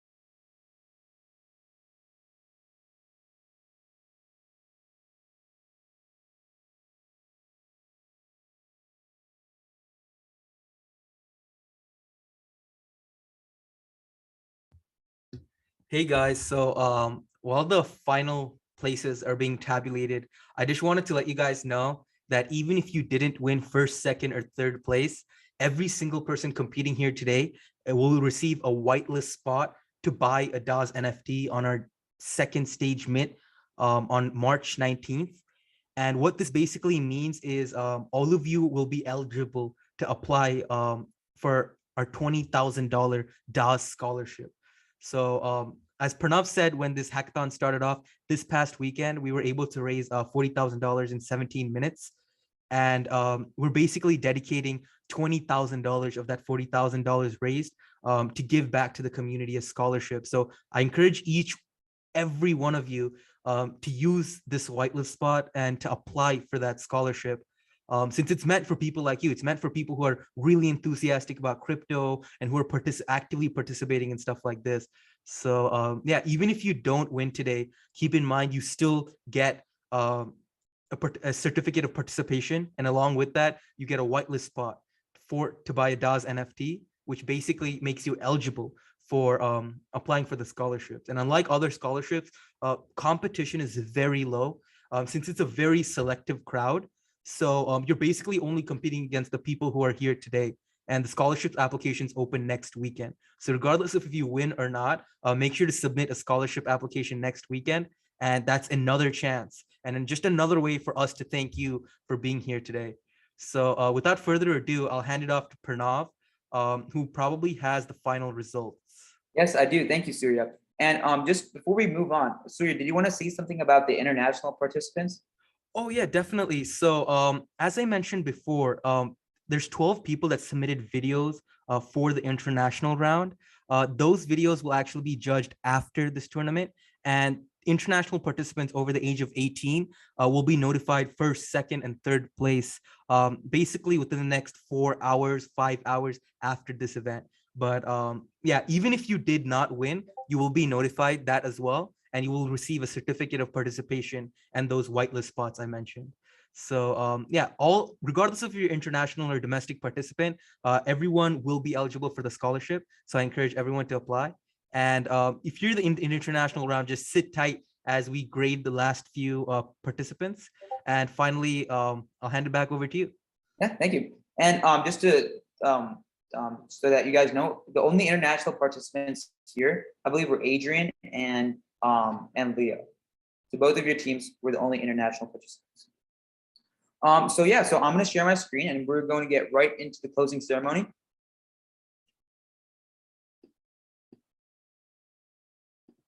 So once again, I just want to give a big round of thank yous to our judges, Mr. Harmon and Mr. Sapko. Thank you. This would not have been possible without both of your guys' efforts being here.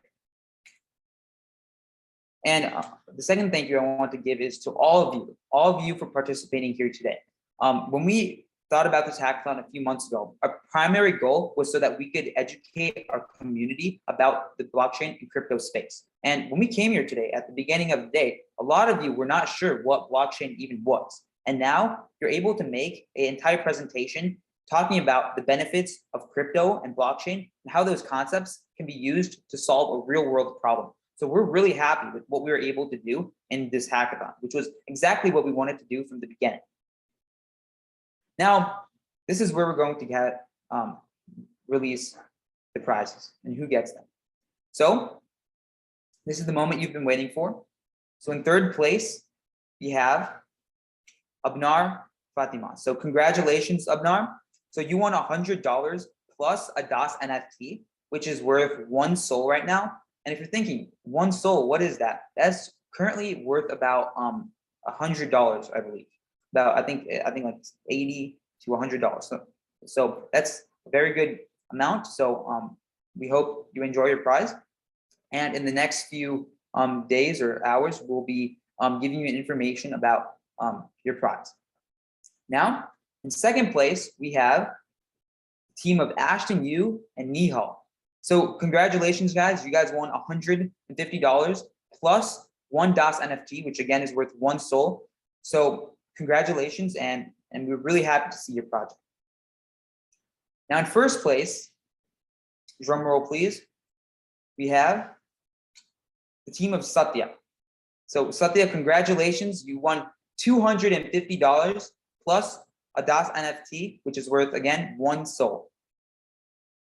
So in conclusion, we are really happy with all the projects that you guys presented. And even if you didn't place, we were really happy with most of the projects, or actually all of the projects that we saw. And like I said before, a lot of you did not have any concept of what blockchain or crypto was at the beginning of the day. So even just being here and participating and just learning about how this concept can be used to revolutionize the world is, in our experience, a prize itself in educating you guys. Because we think that in the next 10 years, this entire industry is going to expand widely. And understanding this from an early age in high school, and a lot of you guys are in 8th, 9th grade, we think is hugely beneficial. So once again, thank you all so much. And that's what I had to say. Did Surya or Mark, did you guys have anything to add? Mark, I'm sorry, but I cannot We're hear you. unable to hear you, Mark. Oh, sorry about that. I just wanted to say again, thank you all for coming. It's been a real pleasure to see all of your ideas, and it's just been great to have you here and see the learning process. But other than that, that's all I have to say. Yeah, same here. I just like to thank so much every single person for taking time out of their weekend to be here with us today. We're honestly pioneering the future of what cryptocurrency, blockchain, and everything's going to be. So it's honestly our pleasure to basically share this knowledge with you guys and share these few hours where we can really get into the nitty-gritty and develop a business model just from scratch. I think it was really good learning experience, both for the participants and for us. I was telling Mark that we were really excited to do what we did today, because usually we're around people that are experts in the crypto space. So we don't really get to share our knowledge, because it would be redundant, right? Most of the things we share. But it's really when we reach out to people and bring in new people into the crypto space, we believe that we're actually able to grow the crypto space and promote widespread mass adoption of cryptocurrency and blockchain technologies. So I'd like to thank everyone for being here. Remember, if you competed today, you're eligible to apply for the $20,000 DAHS scholarship. Applications open next weekend. And if you're an international participant, within the next 4 to 5 hours, you'll receive an email with whoever won, and also a certificate of participation. So thank you everyone for attending. It's been a pleasure. Morris, do you have any final thoughts before we leave? I think you guys covered it all great. I know I enjoyed myself a lot, had a lot of fun. The guest speaker was amazing. Like you said, being able to share our knowledge of the crypto space for the short time that we have been in it is really amazing. Seeing you guys like explaining it and having your eyes light up when you do understand it or have that light bulb idea. It's really great, really tremendous.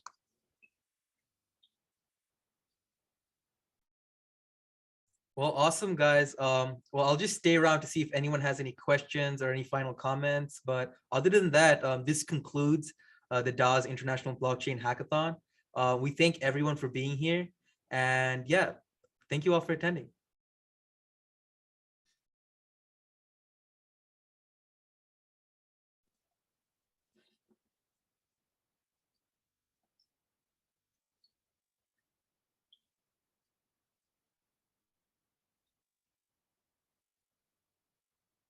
Oh, Leo asked me if he's international, right?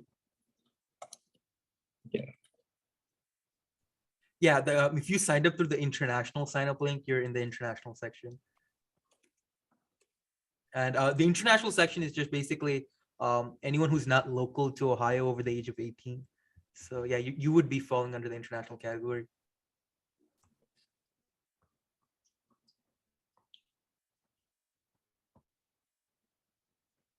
Let me see if that's the YouTube stream is still up. I guess it is.